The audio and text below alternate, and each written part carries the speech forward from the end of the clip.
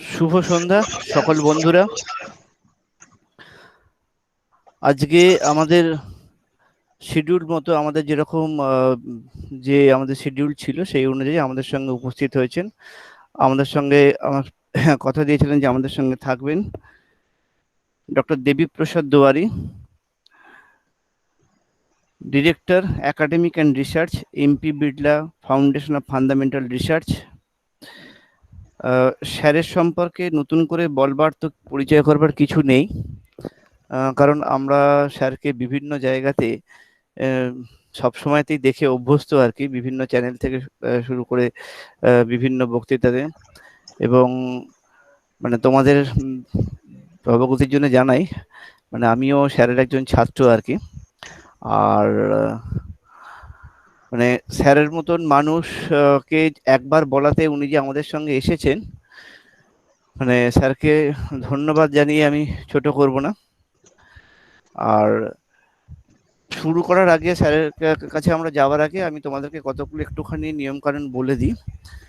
দেখো, স্যার যখন বলবেন তোমরা প্রত্যেকে আমরা মানে সকলেই একটা জিনিস মেনে চলবো পুরো লেকচারটার মধ্যে, যেটা হচ্ছে যে আমরা যদি আমাদের মনে কোনো প্রশ্ন আসে, আমাদের সামনে খাতা পেন আছে, আমরা প্রশ্নটাকে হারিয়ে যেতে দেবো না, সেই প্রশ্নটাকে লিখে রাখবো।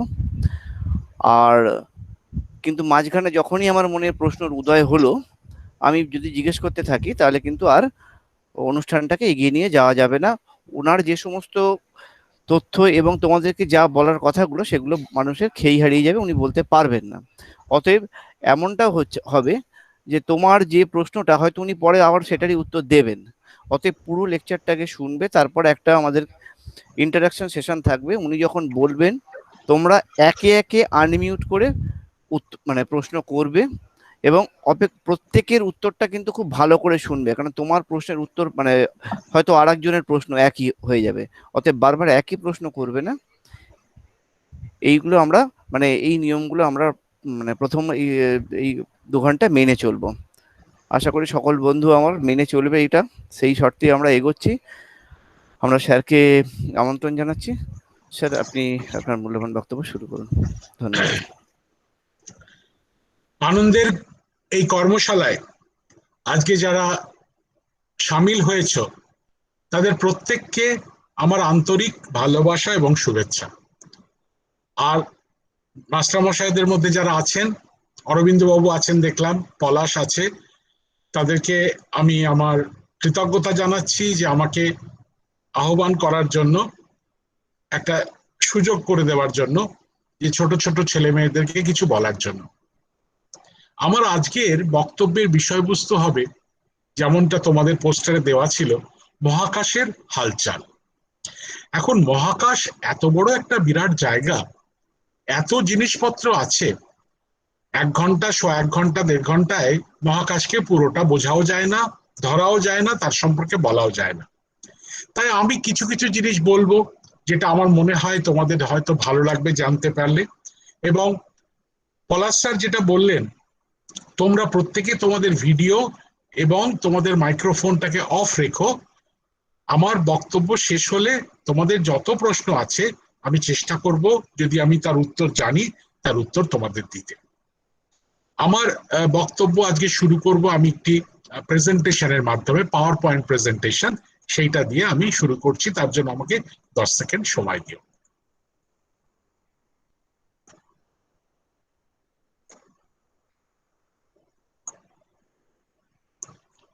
দেখা যাচ্ছে?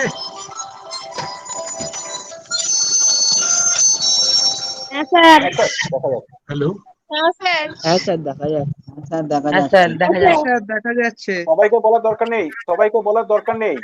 তোমরা মিউট রাখো না, তোমরা মিউট রাখো, সবাইকে বলার দরকার নেই, একজন বললেই হবে। দেখো স্যার যা বলছেন, অরবিন্দ বাবু যা বলছেন সেটা শোনো, তোমরা সবাই মিউট রাখো। যার জন্য তোমরা আমাকে গুড ইভিনিং বলছিলে, আমি কিন্তু শুনছিলাম কিন্তু চুপ করেছিলাম, কেননা গুড ইভিনিং এর জোয়ারে 7টা থেকে 9টা হয়ে যাবে, কিছু বক্তব্য রাখা যাবে না। সেই জন্য আজকের আলোচনার বিষয়বস্তু মহাকাশের হালচাল। মহাকাশের হালচাল বলতে প্রথমেই বলি, মহাকাশ বলতে কি বোঝায়। আজ থেকে হাজার হাজার বছর আগে আমাদের পূর্বপুরুষরা যখন আকাশের দিকে তাকাতেন তাদের মনে অনেক প্রশ্ন জাগতো আকাশটা কি, আকাশটা কোথায়, প্রশ্ন জাগতো আকাশের মধ্যে পৃথিবীর অবস্থানটাই বা কোথায়, প্রশ্ন জাগতো আকাশের গায়ে যে তারা আলোর বিন্দুগুলো আমরা দেখতে পাই তাদের সঙ্গে পৃথিবীর কি কোনো যোগাযোগ আছে। এই সমস্ত প্রশ্নের মধ্যে দিয়ে জন্ম নিয়েছিল জ্যোতির্বিজ্ঞান। তাই জ্যোতির্বিজ্ঞানকে যেমন মানব সভ্যতার একটি প্রাচীনতম বিষয় হিসেবে চিহ্নিত করা যায়, তেমন আজকের দিনে আধুনিক বিজ্ঞানের ক্ষেত্রেও জ্যোতির্বিজ্ঞান একটা প্রধান বিষয় হিসাবে উঠে এসেছে। স্থান এবং কাল, কেন আমরা জানি মহাকাশ এত গভীর যে তার শেষ বলে কিছু নেই, আর এত হাজার কোটি বছর ধরে মহাকাশ এই মহাবিশ্ব আছে, তাই স্থান এবং কালের বিশাল ব্যাপ্তি জুড়ে এই জ্যোতির্বিজ্ঞানের প্রসার। এবং সব থেকে গুরুত্বপূর্ণ হচ্ছে মহাবিশ্বের গূঢ় এবং অজানা তথ্যের জ্ঞানভাণ্ডার হচ্ছে এই জ্যোতির্বিজ্ঞান। আর তার জন্যই আমরা দেখতে পাচ্ছি যে আধুনিক সমাজে জ্যোতির্বিজ্ঞান এত গুরুত্ব পাচ্ছে কি করে। তার একটা নমুনা দেখা যাক। 1900 সাল থেকে শুরু করে 1901 থেকে 2000 অবধি জ্যোতির্বিজ্ঞান সংক্রান্ত গবেষণায় মাত্র 3.5টে নোবেল প্রাইজ দেওয়া হয়েছিল, আর 2000 থেকে 2020 অবধি 6টি নোবেল প্রাইজ দেওয়া হয়েছে মাত্র এই 20 বছরে 17 জন নোবেল বিজয়ী বিজ্ঞানীকে। এমনকি গত বছর 2020-তে পেনরোজ, গেজ অ্যান্ড গেনজেল বলে 3 জন খুব নামকরা বিখ্যাত বিজ্ঞানীরা তারা নোবেল প্রাইজ পেয়ে জ্যোতির্বিজ্ঞান, পদার্থবিদ্যা, ব্রহ্মাণ্ড তত্ত্ব ও সংশ্লিষ্ট গণিত বিদ্যার উপরে। সারা পৃথিবী জুড়ে যেন একটা বিপ্লব ঘটে যাচ্ছে। ছোট বড়, গরিব মাঝারি, ধনী সমস্ত দেশ প্রাণপণে চেষ্টা করছে বড় বড় মানমন্দির সৃষ্টি করতে। কারোর বোধহয় মোবাইল ফোনটা অন আছে, সেটা ইকো হচ্ছে। দেখো না, ফ্রান্স দেশের পিরানিস পর্বতমালার উপরে এই দুর্গম জায়গায় গড়ে উঠেছে একটি মানমন্দির যার নাম পিক ডু মিডি। তৈরি করতে খরচ হয়েছে প্রায় $3 কোটি। হাওয়াইয়ান দ্বীপপুঞ্জের একটা ছোট দ্বীপ যার নাম মনাকিয়া, এই মনাকিয়ার উপরে 15টি দেশ 12টি দূরবীন তৈরি করে ফেলেছে, বিরাট বিরাট আকারের দূরবীন। সব থেকে ছোট দূরবীনটির খরচ হয়েছে $50 কোটি। বুঝতে পারছো কি প্রচন্ড অর্থ ব্যয়ে, পরিশ্রম, মানুষের চিন্তা ভাবনা, প্রযুক্তির ব্যয় করে গড়ে উঠেছে মহাকাশকে দেখার, বিশ্বকে মহাবিশ্বকে জানার একটা প্রচন্ড প্রচেষ্টা। আর শুধুমাত্র যে সাদা আলো, মানে যে আলোয় আমরা দেখতে পাই বা সূর্য থেকে যে আলো এসে পড়ে পৃথিবীতে, সেই আলো নয়, রেডিও তরঙ্গেও মহাবিশ্বকে দেখার চেষ্টা হয়েছে। বড় বড় রেডিও দূরবীন তৈরি হয়েছে। রেডিও দূরবীন কিন্তু সেই চোঙার মতো, সেখানে তো আর কাঁচ বা আয়না বা প্রিজম বা অন্য কিছু থাকে না, লেন্স থাকে না, সেখানে এই ধরনের বড় বড় রেডিও অ্যান্টেনা। এই রেডিও অ্যান্টেনাটা দেখলেই বুঝতে পারবে যে কত বিরাট বড় রেডিও অ্যান্টেনা তৈরি করা যায়। এর ব্যাস হচ্ছে 100 মিটার। তোমরা স্কুলে যখন রেস করো 100 মিটারের দৌড় হয়, আর এর পুরো ব্যাস হচ্ছে 100 মিটার। এটি আমেরিকায় ভার্জিনিয়াতে গ্রিন ব্যাংক টেলিস্কোপ নামে পরিচিত। তবে তোমাদের কিন্তু শুনলে খুব ভালো লাগবে যে পৃথিবীর সব থেকে বৃহত্তম দূরবীনটি এখনো পুরোপুরি তৈরি হয়নি, কাজ শুরু হয়েছে। এই দূরবীনটি করতে এত খরচ যে কোনো একটি দেশ বানাতে পারছে না। 5টি দেশ সহযোগিতার হাত বাড়িয়েছে: আমেরিকা, চায়না, অস্ট্রেলিয়া, কানাডা এবং ভারতবর্ষ। 2018 সালে ভারতের যারা প্রশাসক তারা ঠিক করে বলেছেন যে এই দূরবীনটি বানানোর জন্য ভারতবর্ষের অবদান হবে 1700 কোটি টাকা। একটা দূরবীন বানাতে 1700 কোটি টাকা, ভাবতে পারছো? সুতরাং মহাকাশ বিজ্ঞানের সঙ্গে সঙ্গে জ্যোতির্বিজ্ঞানেও ভারত কিন্তু প্রচন্ড অগ্রগতি করে চলেছে। রাতের আকাশ, আজ থেকে হাজার হাজার বছর আগে আমাদের পূর্বপুরুষরা যখন রাতের আকাশের দিকে তাকাতেন, তাদের মনে অনেক প্রশ্ন জাগতো ওই আলোর বিন্দুগুলো যাদেরকে আমরা তারা বলি, তার সঙ্গে পৃথিবীর যোগাযোগ কি, তাদের পেছনের মানে কি, কিন্তু কোনো মানে খুঁজে পেতেন না।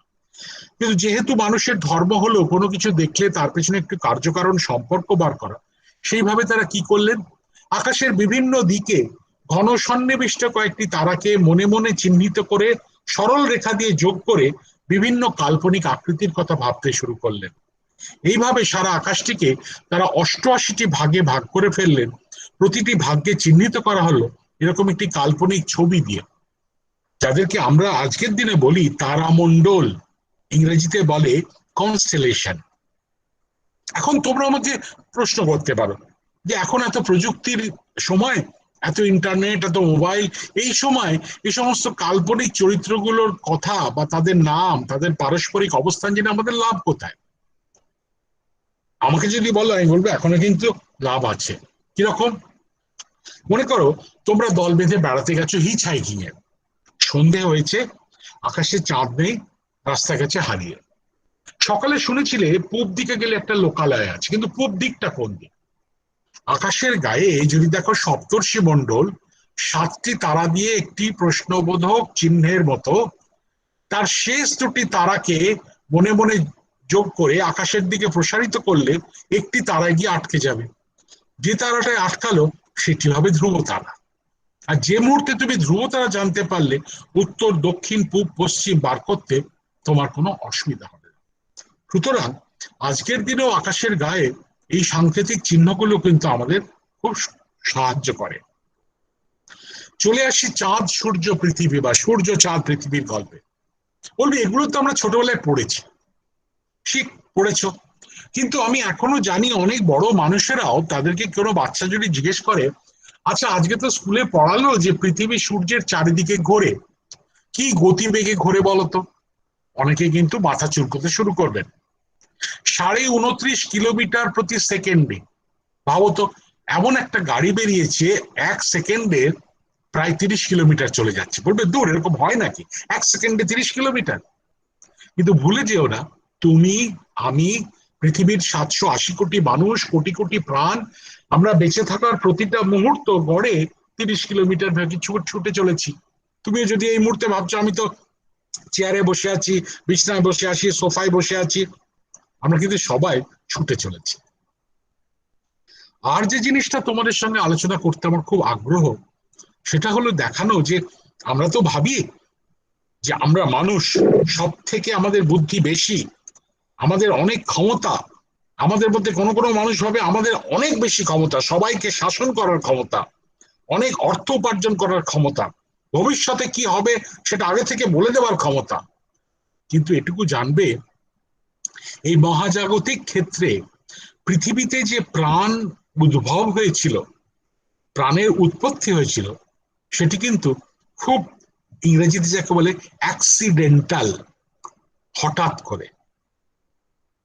আমাদের পৃথিবীতে প্রাণ আছে, এটা যেমন বৈশিষ্ট্য, আবার এটা একটা কোনো ঘটনা ঘটবে বলে পৃথিবীতে প্রাণ হয়েছে এরকম কোনো ব্যাপার নয়। এটা খুব আকস্মিক। সেই ঘটনাটা বা আমরা যে বেঁচে আছি পৃথিবীতে, সেটা কিন্তু ওই অন্য কারোর ওপরে, অন্য কোনো ঘটনার ওপরে, পরিস্থিতির ওপরে নির্ভর করে না। আমরা বেঁচে আছি তার কারণ মহাজাগতিক ক্ষেত্রে অনেকগুলি ঘটনা যেন একসঙ্গে পরপর জুড়ে গিয়ে আমাদের বেঁচে থাকার পরিপন্থী একটা সুন্দর আবহাওয়ার সৃষ্টি করেছে। আবহাওয়া বলতে শুধুমাত্র গাছপালা নয়, আবহাওয়া বলতে প্রাকৃতিক অবস্থা, আবহাওয়া বলতে আমাদের পৃথিবীতে মহাজাগতিক প্রভাব, সবকিছু মিলিয়ে আমরা যাতে বাঁচতে পারি তার একটা যেন পরিস্থিতির সৃষ্টি হয়েছে। চলে আসি পৃথিবী আর তার চারপাশের আকাশটার কথায়। ধরা যাক পৃথিবী মধ্যিখানে, আর তার চারপাশের আকাশটা একটা গোল বলের ভেতরটার মতো। পৃথিবীর যে বিষুব রেখা, তাকে মনে মনে আকাশের দিকে প্রসারিত করো। আকাশের গায়ে একটি বৃত্ত রচিত হবে, তাকে বলা যাক মহাজাগতিক বিষুব রেখা, ইংরেজিতে বলে সেলেস্টিয়াল ইকুয়েটর। এবার তোমরা সবাই ছোট্টবেলায় ক্লাসে পড়েছো যে পৃথিবী সূর্যকে কেন্দ্র করে 365.25 দিনে একবার চক্কর কেটে আসে, তাই তো? কিন্তু আমাদের কি মনে হয় বলতো? আপাত দৃষ্টিতে আমাদের মনে হয় যেন সূর্য পৃথিবীকে কেন্দ্র করে এক বছরে একটা চক্কর কেটে আসছে। কেন? তার কারণ, মনে করো আমি পৃথিবী, আমার সামনে সূর্য, আজকে আকাশের গায়ে, যেহেতু আকাশটা আমার কাছে একটা দ্বিমাত্রিক প্রেক্ষাপট ছাড়া কিছুই নয়, আমার দৃষ্টি নিশানা ধরে সূর্যকে আমি আজকে এখানে দেখবো। আজ থেকে 1 মাস পরে যখন আমি এখানে চলে আসবো, তখন সূর্যকে আমার মনে হবে ওইদিকে, 3 মাস পরে মনে হবে এদিকে, 6 মাস পরে মনে হবে এদিকে। তাহলে দেখো, আমি ঘুরছি কিন্তু আমার মনে হচ্ছে সূর্য যেন আমার চারিদিকে আপাতভাবে ঘুরে যাচ্ছে। সূর্যের এই আমাদের চারিদিকে, পৃথিবীর চারিদিকে আপাত চক্রাকার কক্ষপথটিকে বলে ক্রান্তি রেখা বা ক্রান্তি বলয়।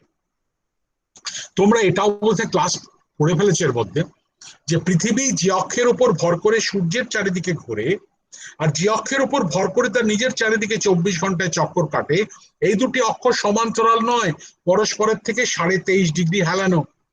কিন্তু অনেক সময় মাস্টারমশাইরা তাড়াহুড়োতে হয়তো বলেন না কেউ কেউ, যে এই হেলানো বলেই এই মুহূর্তে তোমরা তোমাদের বাড়িতে বসে আছো, আমি আমার বাড়িতে বসে আছি, পৃথিবীতে 780 কোটি মানুষ, কোটি কোটি অন্য ধরনের প্রাণ পৃথিবীতে বেঁচে আছে। যদি হেলানো না থেকে সমান্তরাল হয়ে ঘুরতো পৃথিবী, তাহলে কিন্তু পৃথিবীতে কোনোদিন কোনো প্রাণের স্পন্দন আসতো না, আসবো সে কথায়। তাই এই দুটি কাল্পনিক তল, নীল রঙের মহাজাগতিক বিষুব তল আর হলুদ রঙের ক্রান্তি তল, পরস্পরের থেকে 23.5 ডিগ্রি হেলে থাকার জন্য পরস্পরকে ছেদ করে একটি সরল রেখা বরাবর। আর সেই সরল রেখার দুটি প্রান্তিক বিন্দু, প্রথম প্রান্তিক বিন্দুটাকে ইংরেজিতে ভার্নাল ইকুইনক্স, বাংলায় বলে মহাবিষুব। ভার্নাল ইকুইনক্স, এই ইকুইনক্স শব্দটা এসছে ল্যাটিন ভাষা থেকে, মানে ইকুয়াল নাইটস। হ্যাঁ, 22 বা 23 মার্চ সূর্য এই অবস্থানে পৌঁছলে সেদিনকে আমাদের কাছে ঠিক যতটা দিন ততটাই রাত্রি। মার্চ, এপ্রিল, মে, 21 বা 22 জুন সূর্য এই বিন্দুতে পৌঁছলে সেদিন অন্তত উত্তর গোলার্ধের মানুষদের জন্য, মানে আমাদের জন্য, সব থেকে লম্বা দিন ছোট রাত। এই তো এই 5-6 দিন আগে 21 জুন হয়ে গেল উত্তরায়ণ, সামার সলস্টিস। দিনের কলকাতায় সেদিন দিন ছিল 13 ঘন্টা 30 মিনিট, রাতের থেকে বেশ বড়। তারপরে 22 সেপ্টেম্বর সূর্য অন্য প্রান্তিক বিন্দুতে পৌঁছলে সেদিন আবার সমান দিন সমান রাত, এই বিন্দু থেকে বলে জলবিষুব। আর 21 ডিসেম্বর সূর্য এই দক্ষিণতম বিন্দুতে পৌঁছলে সেদিন অন্তত উত্তর গোলার্ধের মানুষদের জন্য সব থেকে ছোট দিন, বড় রাত।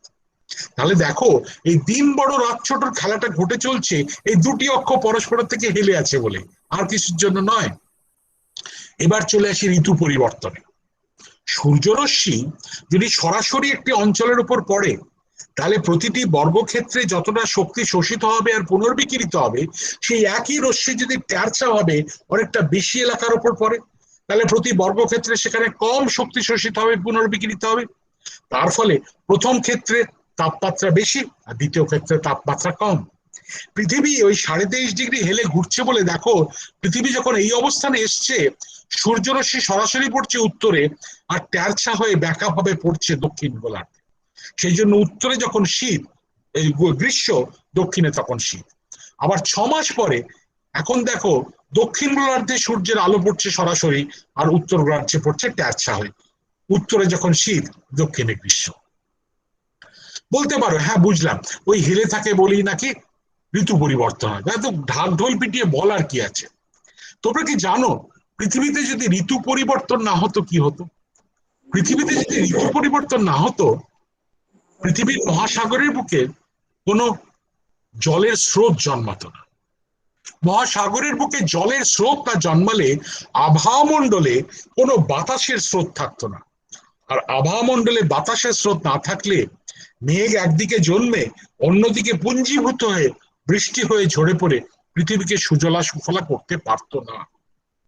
পৃথিবী জন্মের পরপরই একটি ধু ধু মরুভূমিতে রূপান্তরিত হতো, সেখানে কোনোদিন কোনো প্রাণের স্পন্দন থাকতো না। তাই বন্ধুরা, প্রথম অ্যাক্সিডেন্ট, ওই অ্যাক্সিডেন্টে 23.5 ডিগ্রি হেলে আছে বলেই কিন্তু তুমি আমি আছি। কিছু মানুষ আছে তারা বোঝাতে চেষ্টা করেন, আরে আমরা আছি রেখেছি বলেই তোমরা আছো। তারা খুব বড় ধরনের মানুষ। আবার গুন্ডাও আছে, তারাও বলে আমরা বাঁচিয়ে রেখেছি বলে তোমরা আছো। তা কিন্তু নয়, আরো গভীরে যেতে হয় আমাদের অস্তিত্বের কারণ খুঁজতে। পূর্ণগ্রাস সূর্যগ্রহণ ব্যাপারটা কি? তোমরা মোটামুটি এখন ইউটিউব আর ফেসবুকের কল্যাণে সব জানো। একদিকে সূর্য, মধ্যিখানে চাঁদ, একদিকে পৃথিবী, সূর্যের আলো পড়ছে চাঁদের উপর, চাঁদের ছায়া পড়ছে পৃথিবীর একটি ছোট্ট অঞ্চলের উপর, আর সেই অঞ্চলের মানুষেরা সেই মুহূর্তে আকাশের দিকে তাকিয়ে দেখছেন সূর্য যেন অদৃশ্য। হ্যাঁ, দেখো তোমাদের জন্য একটা সুন্দর ছবি, এটা একটা ভিডিও, একটা অ্যানিমেশন, কিভাবে পূর্ণগ্রাস সূর্যগ্রহণের সময় চাঁদ পৃথিবীর নিরিখে কিভাবে সূর্যকে আস্তে আস্তে ঢেকে ফেলে, এবং ঢাকতে ঢাকতে যখন পুরোটা ঢেকে ফেলে তখন একটা অদ্ভুত অলৌকিক সুন্দর দৃশ্য দেখতে পাই আমরা কয়েক মুহূর্তের জন্য। আবার সূর্য যেন বেরিয়ে আসে চাঁদের সেই গ্রহণ থেকে। এই ছবিটা দুর্দান্ত, মহাকাশ থেকে নেওয়া। দেখো কিভাবে চাঁদের ছায়া পড়েছে পৃথিবীর একটি অঞ্চলের উপর, আর ওই অঞ্চলের মানুষেরা সেই মুহূর্তে দেখছেন সূর্যগ্রহণ হচ্ছে। পরের ছবিটা তোমাদের জন্য বিশেষ করে বেশ নাটকীয়। পৃথিবী যখন নিজের চারিদিকে ঘুরছে, দেখো ওই চাঁদের ছায়াটা কিভাবে পৃথিবীর একদিক থেকে অন্যদিকে সরে সরে যাচ্ছে। এটিকে বলা হয় পূর্ণগ্রাস সূর্যগ্রহণের পথ। প্রায় 250 মিটার চওড়া, 250 কিলোমিটার চওড়া হতে পারে এই সূর্যগ্রহণের পথ। এই ধরনের একটি সূর্যগ্রহণের সময় বিজ্ঞানীরা সূর্যকে এক নতুন অবতারে চিনতে পারলেন। দেখতে পেলেন সূর্য পৃষ্ঠ থেকে বেরিয়ে আসছে দুধ সাদা বিকিরণ, যে অন্য সময় চোখে পড়ে না। প্রশ্ন করে উত্তর পেয়ে হতবাক জানা গেল সূর্য পৃষ্ঠ থেকে প্রতি মুহূর্তে প্রতি সেকেন্ডে গড়ে 16 লক্ষ টন আয়নিত কণা বেরিয়ে আসছে। এই আয়নিত কণার স্রোত যখন সূর্যের চৌম্বকীয় ক্ষেত্রের মধ্যে দিয়ে যায়, এই দুধ সাদা বিকিরণ হয়। এই আয়নিত কণাদের গড় গতিবেগ সেকেন্ডে 450 কিলোমিটার। 450 কিলোমিটার প্রতি সেকেন্ড গতিবেগের ফলে এদের এত ক্ষমতা, বা যারা 10-11 পড়ছো, এত বেশি ভরবেগ যে কোনো অণু বা পরমাণুর উপর পড়লে মুহূর্তে ভেঙে চুরমার করবে। তার মানে কাল সকালে সূর্য যখন উদয় হবে, আমি যদি সেই সূর্যের তলায় গিয়ে দাঁড়াই, সূর্য পৃষ্ঠ থেকে আয়নিত কণার স্রোত আমার শরীরে পড়া মাত্র মুহূর্তের মধ্যে আমার শরীর ভস্মীভূত হতে বাধ্য। আমি বেঁচে আছি কেন? আসবো সে কথায়। জোয়ার ভাটা আরেকটা দুর্দান্ত জিনিস। আমরা উপকূলবর্তী এলাকায় থাকি, গঙ্গার ধারে থাকি, দামোদর নদীর ধারে থাকি, আমরা জানি মোটামুটি জোয়ার কি বোঝায়। কিন্তু জোয়ার না হলে কিন্তু ভীষণ মুশকিল ছিল। কেন? পৃথিবীতে তো প্রথম প্রাণ সঞ্চার হয়েছিল মহাসাগরের জলে।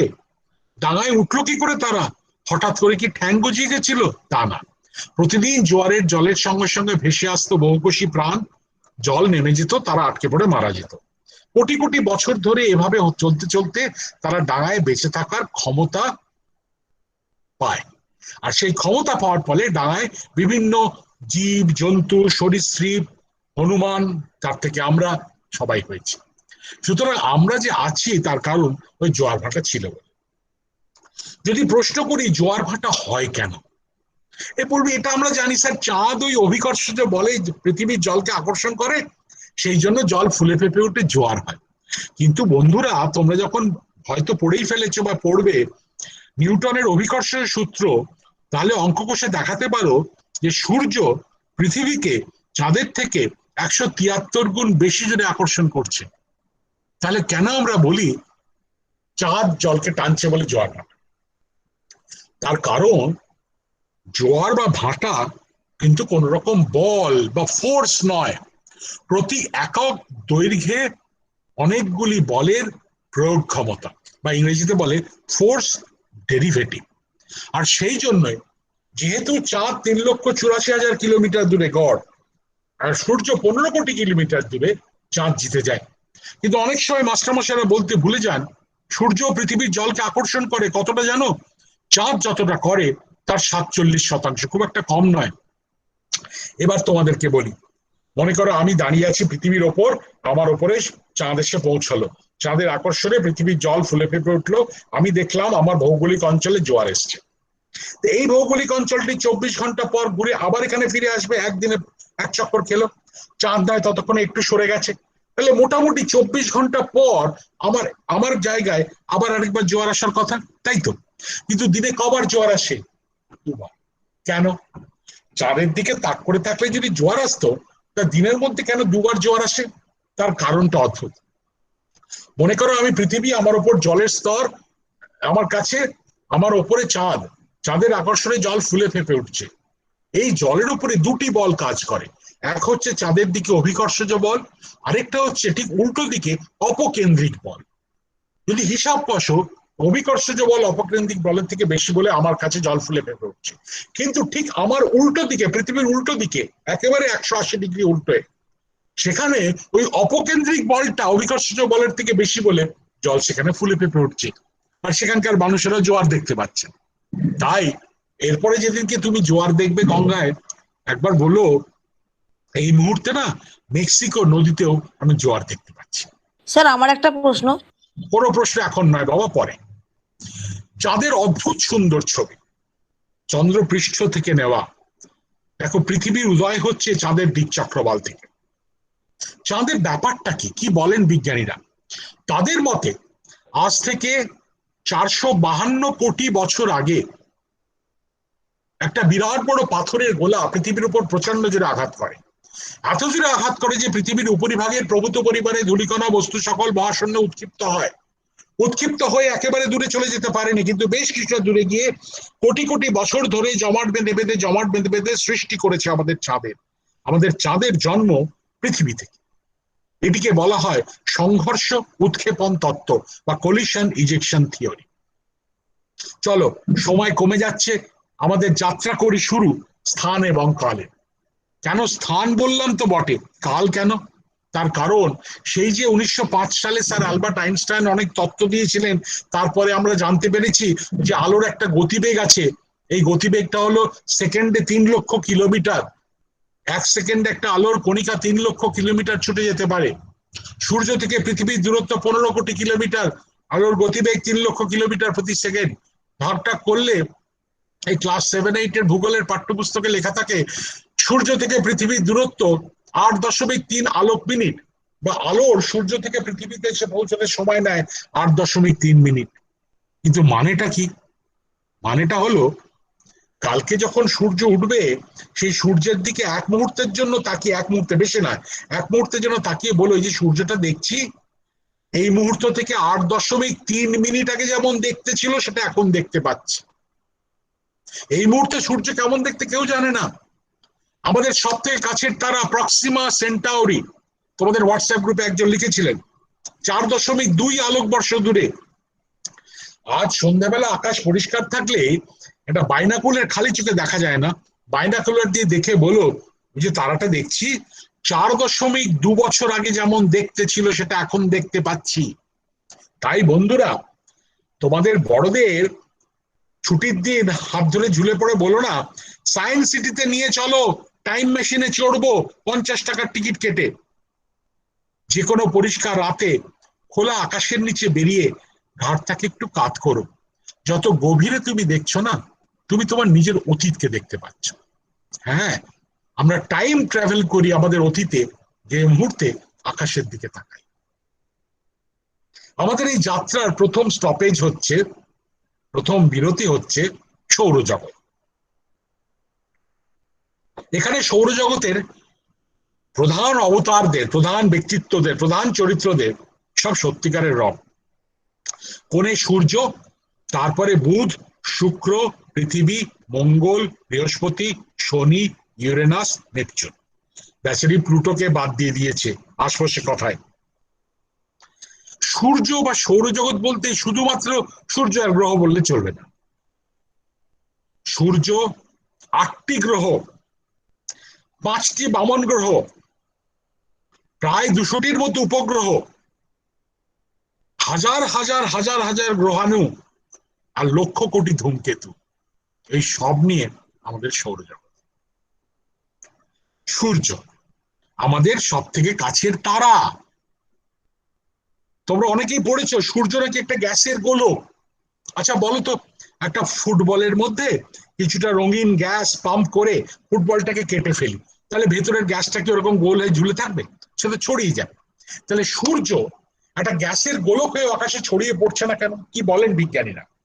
তাদের মতে আজ থেকে প্রায় 460 কোটি বছর আগে একটা বিরাট বড় গ্যাস এবং ধূলিকণা সম্বলিত মেঘ, অন্তর নক্ষত্র মেঘ মহাকাশে ভেসে বেড়াচ্ছিল।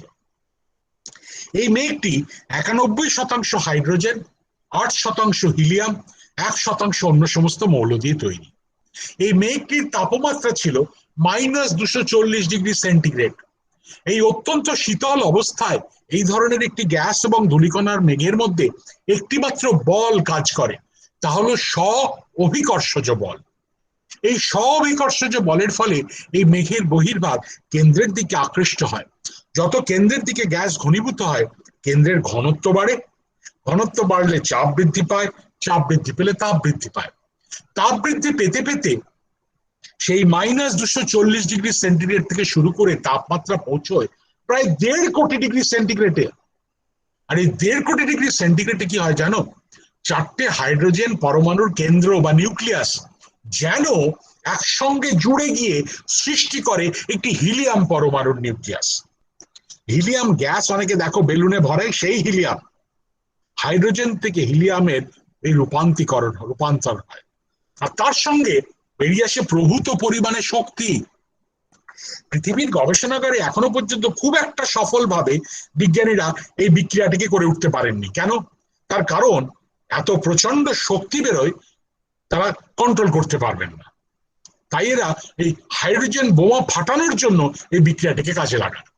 কিন্তু সূর্যের অভ্যন্তরে অত্যন্ত সংযতভাবে যখন 4টে হাইড্রোজেন থেকে একটি হিলিয়াম নিউক্লিয়াস তৈরি হলো, প্রভূত পরিমাণে শক্তি উদ্গত হয়।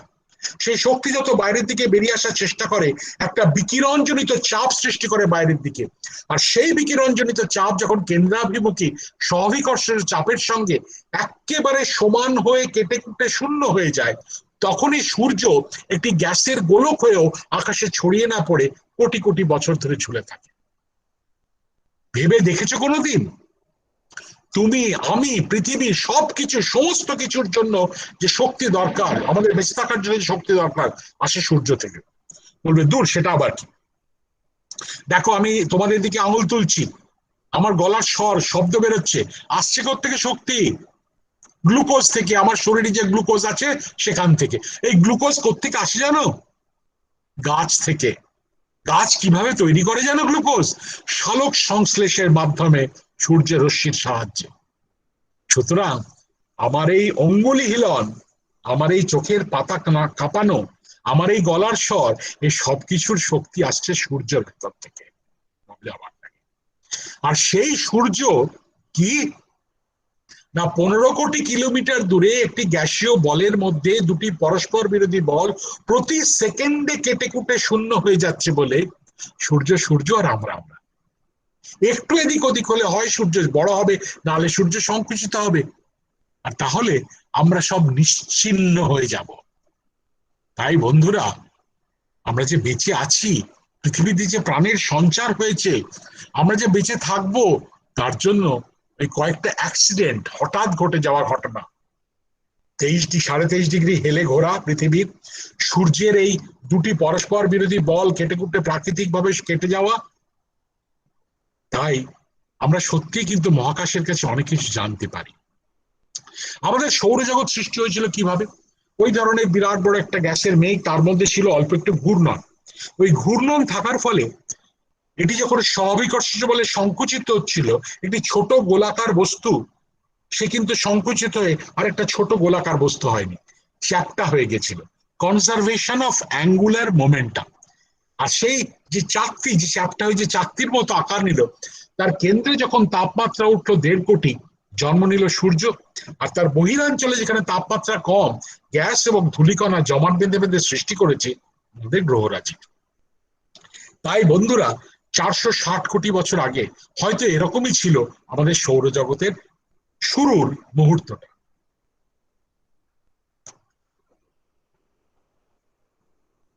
দেখো আস্তে আস্তে গ্রহরা কিরকম তৈরি হচ্ছে, সূর্য মধ্যিখানে জন্ম নিয়েছে। এই সূর্যের জন্ম। সূর্যকে যদি আকাশ থেকে টেনে এনে কেটে ফেলি তরমুজের মতো, দেখবো ভেতরে তিনটে অঞ্চল।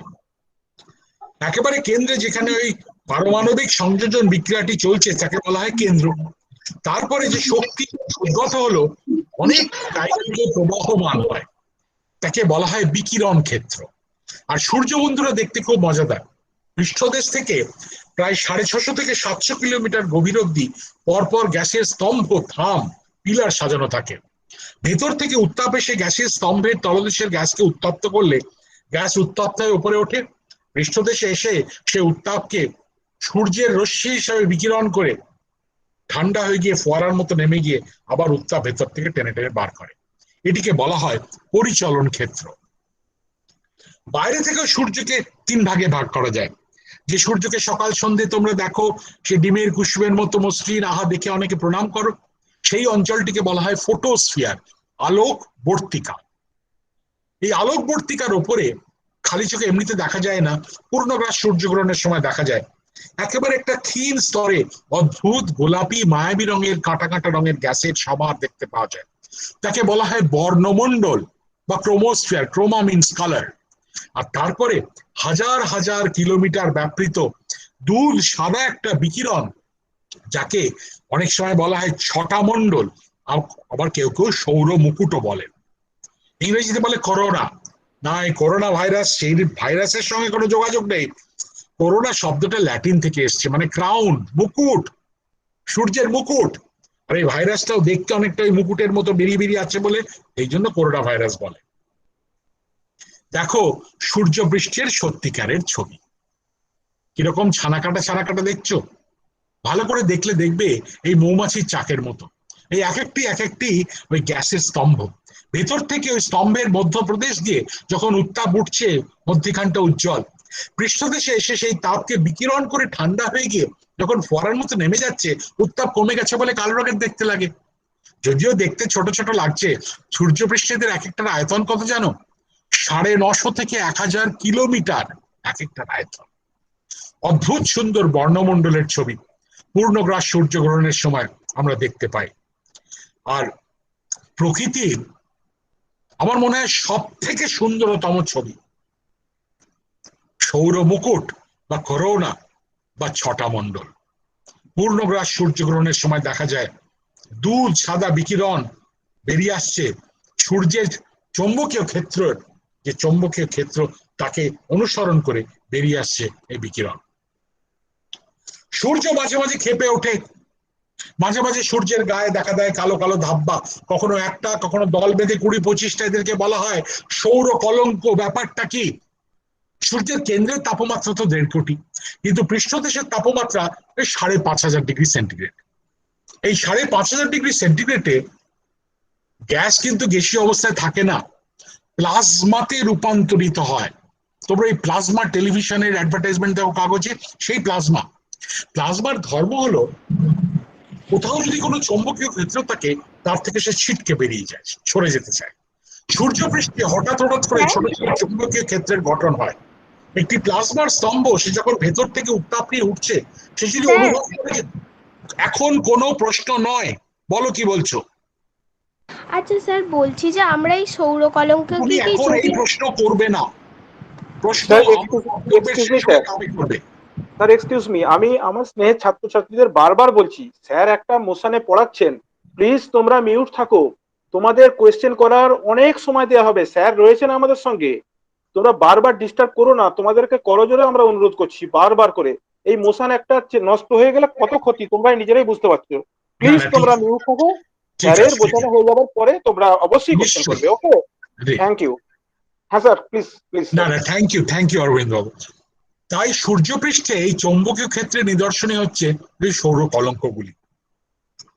সূর্যকে সত্যি করে দেখবে, সত্যিকারের সূর্যের ছবি, অবাক হয়ে যাবে বন্ধুরা। এই ছবিটা তুলতে 7,200 কোটি টাকা খরচা হয়েছে। একটা ছবি তুলতে 2012 সালে তোলা। সূর্যকে আমাদের বিজ্ঞানীরা এখনো পুরোপুরি চিনে উঠতে পারেননি। তাই সূর্যের যাতে সমস্ত ধর্ম, ব্যবহার, আকার, আয়তন, প্রকৃতি সব জানা যায়, তার জন্য সূর্যকে নিয়ে প্রচন্ড চেষ্টা চলছে। দেখো সূর্য কিন্তু সেই ডিমের কুসুমের মতো মসৃণ নয়, ভালো করে দেখলে দেখবে প্রচন্ড বড় বড় বিস্ফোরণ ঘটছে সূর্যপৃষ্ঠে প্রতি মুহূর্তে। হাজার হাজার টন গ্যাস ছিটকে উৎক্ষিপ্ত হচ্ছে সূর্যপৃষ্ঠে, বিশাল বিশাল আর্চ বা লুপ ফর্ম করে আবার আছড়ে পড়ছে সূর্যপৃষ্ঠে। কখনো কখনো এত জোরে উৎক্ষিপ্ত হচ্ছে সূর্যপৃষ্ঠ থেকে বিচ্ছিন্ন হয়ে সৌর জগতের উপর দিয়ে বয়ে যাচ্ছে ঝড়ের মতো, সৌর ঝড়। আমি যে তোমাদেরকে গল্প বলছি না তার প্রমাণ দেখাই, সত্যিকারের ছবি দেখো একটা, সৌর শিখা বা সোলার ফিলামেন্টস ইরাপশন কত বড় জানো? এই যে গর্তটা দেখতে পাচ্ছ, ক্যাভিটিটা, গহ্বরটা কত বড় জানো? 3টে পৃথিবী পাশাপাশি ঢুকে যাবে এই গর্তের মধ্যে। এই হচ্ছে সূর্য। আর তুমি ভাবো আমাদের অনেক বড় বড় মানুষেরা হবে, আরে কোথায় সূর্য, কি হলো, আমার জীবনটাই এত গুরুত্ব এই ব্যক্তির বা এই ঘটনার। অবাক কাণ্ড। এই যে আয়নিত কণার স্রোত বেরিয়ে আসছে সূর্যপৃষ্ঠ থেকে না, আমি আগেই বললাম, এটা যদি তোমার আমার বাড়ির ওপর, যে কোনো জিনিসের ওপর, যার যে খুশির ওপর, যার খুশির ওপর পড়লে মুহূর্তের মধ্যে ভস্মীভূত হতে বাধ্য। বেঁচে আছি কেন? আজকে আবার জেনে যাও, আমরা পৃথিবীতে বেঁচে আছি কয়েকটা অ্যাক্সিডেন্টের ফলে। পৃথিবী নিজে একটা বার চুম্বকের মতো ব্যবহার করে, তার চারিদিকে একটা যেন অদৃশ্য সেই কমলা লেবুর খোসার মতো একটা চৌম্বকীয় বর্মের একটা আবরণ রয়েছে। এই আয়নিত কণার স্রোত সেই বর্মে এসে ধাক্কা খেয়ে ভিতরে না ঢুকতে পেরে পিছলে ওপর দিয়ে চলে যায়, আর আমরা ভাবি কিরকম রাজা রানীর মতো বেঁচে আসি। দেখো, বিশেষ করে যারা সমাজে খুব ক্ষমতাবান, এই যারা রাজনীতি করেন বা ভীষণ বড় বড় ব্যবসায়ী বা অনেক পড়াশোনা জানা কেউ কেউ, তারা হবেন দেখো, কিন্তু ওই আয়নিত কণার স্রোত সদা সর্বদা পিছলে বেরিয়ে যাচ্ছে বলে। কিন্তু এই বার চুম্বকের উত্তর এবং দক্ষিণ চৌম্বকীয় মেরুতে সেই অঞ্চলে একটা যেন গর্ত মতো থাকে। এই আয়নিত কণার স্রোত সেই গর্তের মধ্যে দিয়ে পৃথিবীর আবহামণ্ডলে প্রবেশ করে।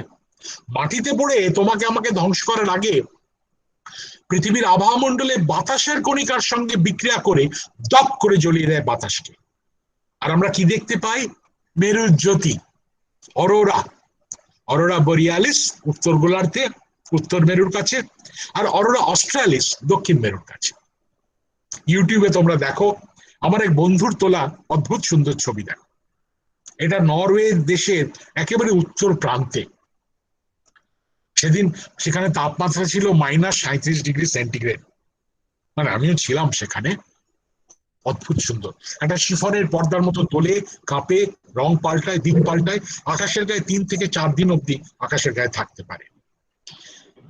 সৌরজগতের সম্পর্কে কথা বলতে গেলে, তার জন্ম মুহূর্ত নিয়ে কথা বলতে গেলে, হয়েছিল 460 কোটি বছর আগে, যখন এই গ্যাস ধূলিকণার চাকতির মধ্যখানে জন্ম নিচ্ছিল সূর্য, তার বহিরাঞ্চলে যেখানে তাপমাত্রা কম, গ্যাস এবং ধূলিকণা জমাট বেঁধে বেঁধে অত্যন্ত উত্তপ্ত গোলাকার বস্তু সৃষ্টি করে। কোটি কোটি বছর ধরে তাদের উত্তাপ বিকিরিত হতে হতে অন্তত প্রথম 4টে, বুধ, শুক্র, পৃথিবী, মঙ্গল প্রস্তুতিভূত হয়, শত পাথুরে হয়ে যায়। আর বন্ধুরা, যতই পুজো আর্চা করো, বৃহস্পতি, শনি, ইউরেনাস আর নেপচুন মূলত গ্যাস দিয়ে তৈরি।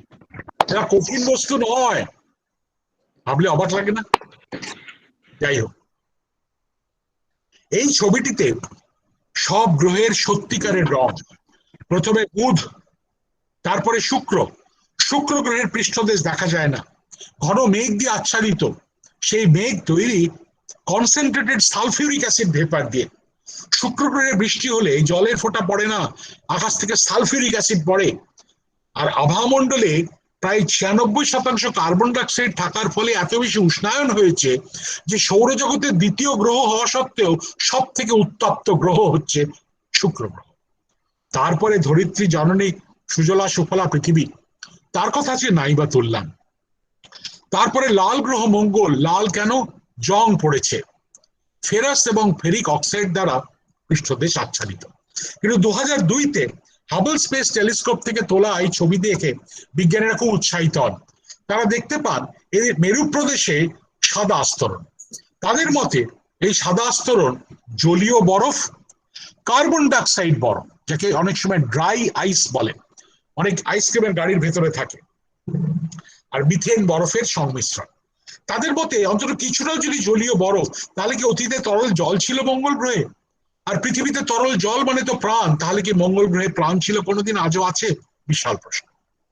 তারপরে বৃহস্পতি, পৃথিবীর থেকে 319 গুণ ভারী, সূর্যকে প্রদক্ষিণ করতে সময় নেয় 11.86 বছর, অথচ নিজের চারিদিকে পাক খায় মাত্র 10 ঘন্টায় একবার। তার ফলে তীব্র ঘূর্ণনের ফলে আবহাওয়ামণ্ডলের মেঘদের টেনে টেনে এরকম ইলাস্টিক বেল্টের মতো তৈরি করেছে। 80টিরও বেশি চাঁদ আবিষ্কার হয়েছে বৃহস্পতি। তারপরে আমাদের সৌরজগতে সব থেকে সুন্দরতম গ্রহ শনি গ্রহ, অদ্ভুত সুন্দর ওই বলয়টি। 29.4 বছরে একবার ঘুরে আসে, প্রদক্ষিণ করে সূর্যকে। এরও প্রায় 80টির মতো চাঁদ আছে। তারপরে ইউরেনাস, বলয় পাওয়া গেছে। নেপচুন, নীল রঙের দেখতে, মিথেন ভেপার দ্বারা আচ্ছাদিত। আর এতদিন ধরে গ্রহ ছিল, এখন বেচারি ডিমোশন হয়েছে। নয় নবগ্রহ রান্নে মুন্নে প্লুটো, তার 3টে প্রধান চাঁদ, শ্যারন, মিক্স এবং হাইড্রা। মঙ্গল গ্রহ, তোমাদের জন্মের পরপর থেকে এই মঙ্গল গ্রহ নিয়ে হামেশাই টেলিভিশনে, রেডিওতে, খবরের কাগজে, ইন্টারনেটে মঙ্গলে এটা, মঙ্গলে সেটা, মঙ্গল অভিযান, মঙ্গল নিয়ে চিন্তা, মঙ্গল নিয়ে গবেষণা। কেন? তার কারণ মঙ্গল গ্রহের পৃষ্ঠদেশে দেখা গেছে এই অদ্ভুত অদ্ভুত ভূতাত্ত্বিক সমস্ত নিদর্শন, যেন তরল জল পাহাড় কেটে বয়ে গেছিল মঙ্গল গ্রহের বুকে। অথচ আমরা যতদূর জানি, কোটি কোটি বছর ধরে মঙ্গল গ্রহের বুকে কোনো তরল জল পাওয়া যায়। তাই 2008 সালে ফিনিক্স নামে একটি মহাকাশযান যখন মঙ্গল গ্রহের পৃষ্ঠদেশে অবতরণ করে অল্প একটু মাটি আছড়ে দেখলো, দেখা গেল সাদা আস্তরণ। বিজ্ঞানীরা লাফিয়ে উঠলেন, কেন তার 4 দিন পরে দেখো এই নুড়ি পাথর সাদা সাদা দেখতে পাওয়া গেল।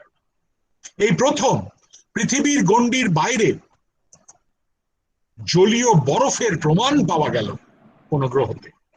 আর তারপরে ছবিটা আরো মজাদার। মঙ্গল গ্রহের একটা গহ্বর, তার দেওয়ালের ছবি দেখো। এটা হচ্ছে গ্রীষ্মকালের ছবি, আর এটা হচ্ছে শীতকালের ছবি একই জায়গায়। আবার গ্রীষ্মকালের ছবি, এই কালো কালো লম্বা লম্বা দাগগুলো দেখছো, দেখো লম্বা লম্বা কালো কালো। হ্যাঁ, তরল জল বয়ে যেতে দেখা গেল মঙ্গল গ্রহে। বিজ্ঞানীরা বুঝলেন, খুব চিন্তার ব্যাপার, এক্ষুনি জানতে হবে মঙ্গল গ্রহ সম্পর্কে আরো গভীরে। কেন মঙ্গল গ্রহের প্রাণ যদি থাকে, এককোষী, দুকোষী, বহুকোষী, ব্যাকটেরিয়া, ভাইরাস, প্যারাসাইট, পৃথিবীর অপূরণীয় ক্ষতি হয়ে যেতে পারে, মানব সভ্যতা ধ্বংস হয়ে যেতে পারে। একটা করোনা ভাইরাস কি করছে দেখছো তোমরা।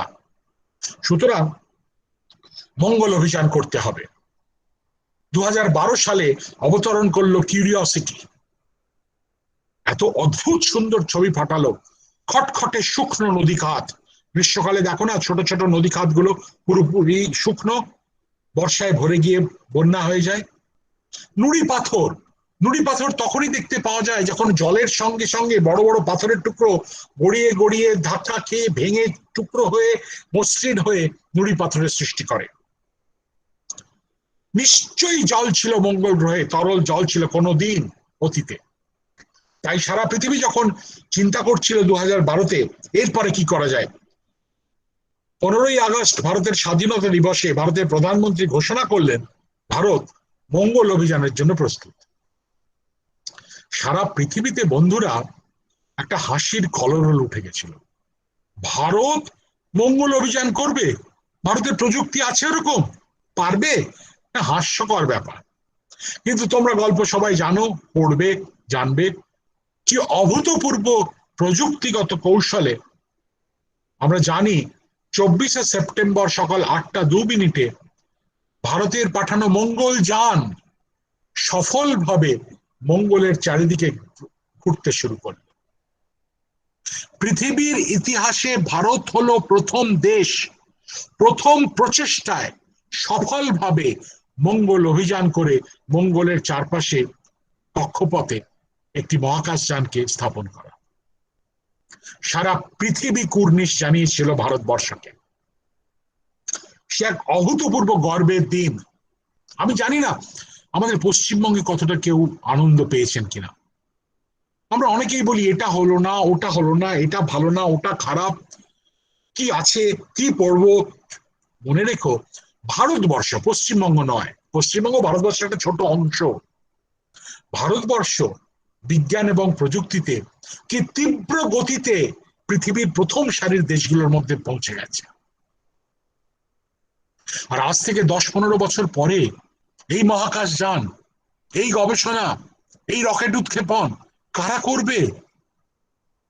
তাদের মধ্যে হয়তো একজন বা দুজন, আজকে যে 25-30 জন শুনছো, তাদের মধ্যে হয়তো লুকিয়ে আছো, কে জানে। প্রথম ছবি মঙ্গলযানের পাঠানো, নাসার যিনি ডিরেক্টর তার মতে এ পর্যন্ত মঙ্গল গ্রহের যত ছবি পাঠানো হয়েছে তার থেকে সব থেকে পরিষ্কার এবং শক্তিশালী হাই রেজলিউশন ফটোগ্রাফ মঙ্গলযান ছবি তুলেছে। দেখো, দ্বিমাত্রিক ছবি থেকে ত্রিমাত্রিক ভূপ্রকৃতি সৃষ্টি করা যাচ্ছে।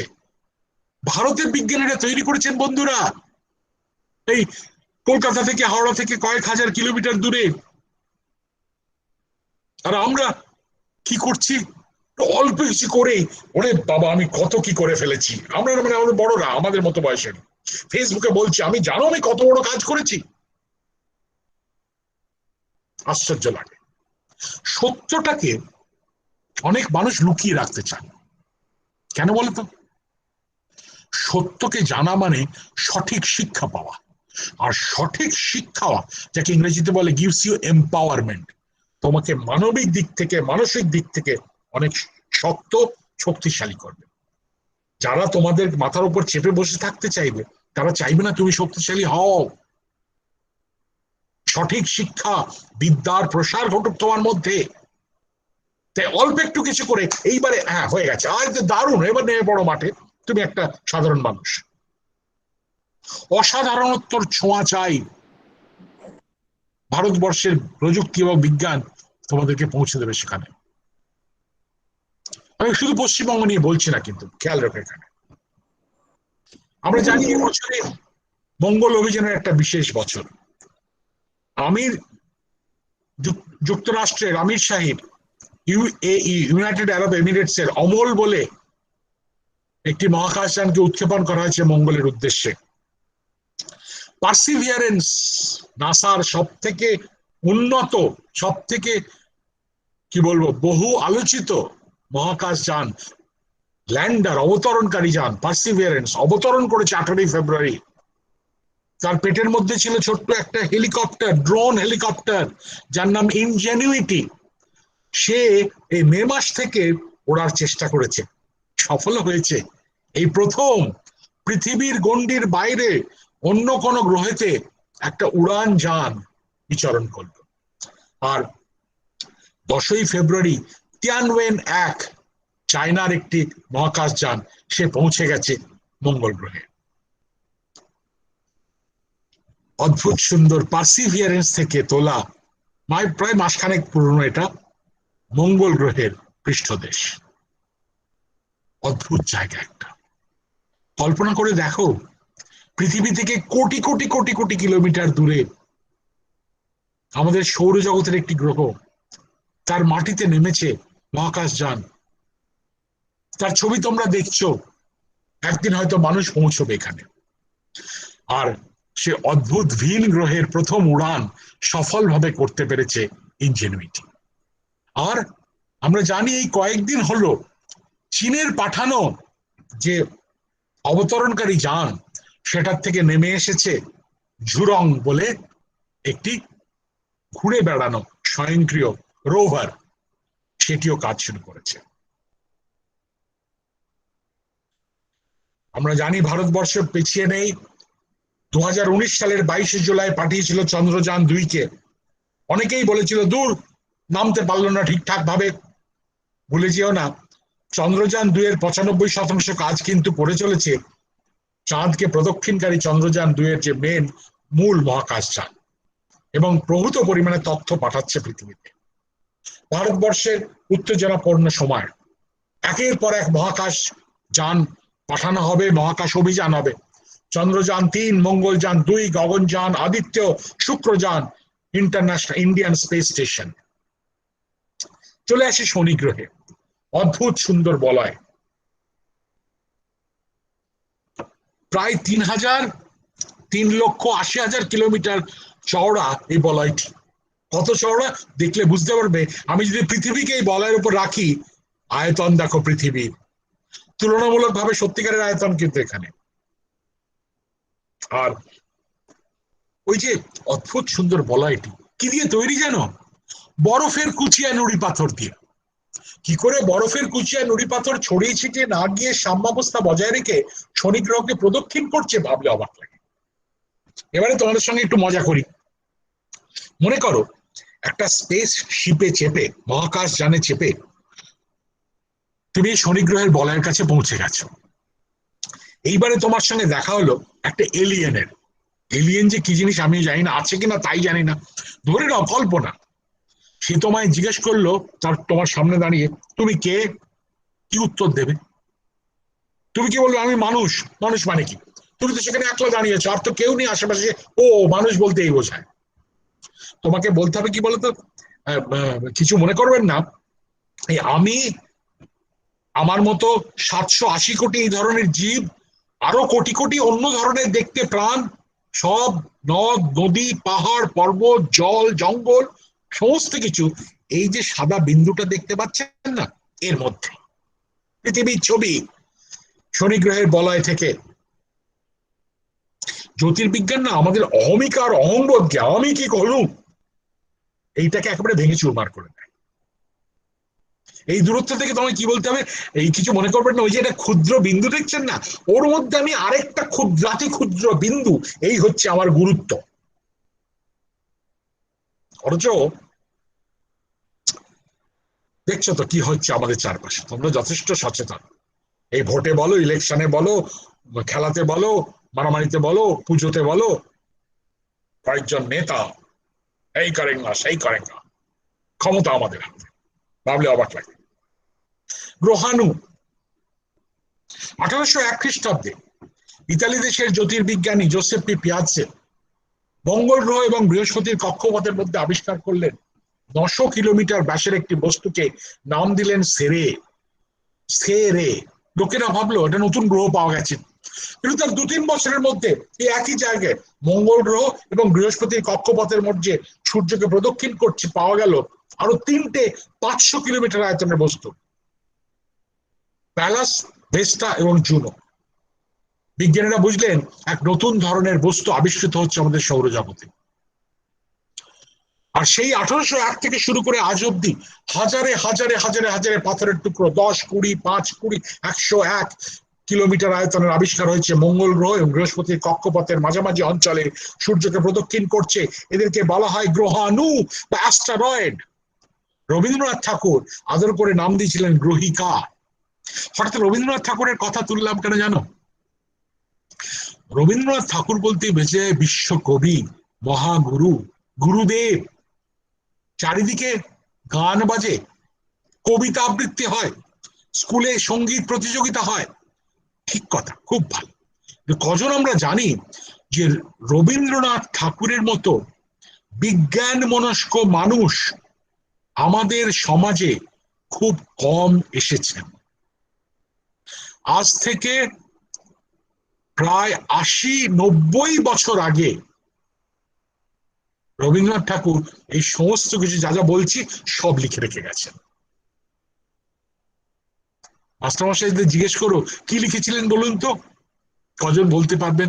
আশা করি অনেকেই পারবেন। যদি না পারেন, রবীন্দ্র রচনাবলীর বিশ্ব পরিচয় বলে বইটা একটু পড়ো, খুব ভালো লাগবে।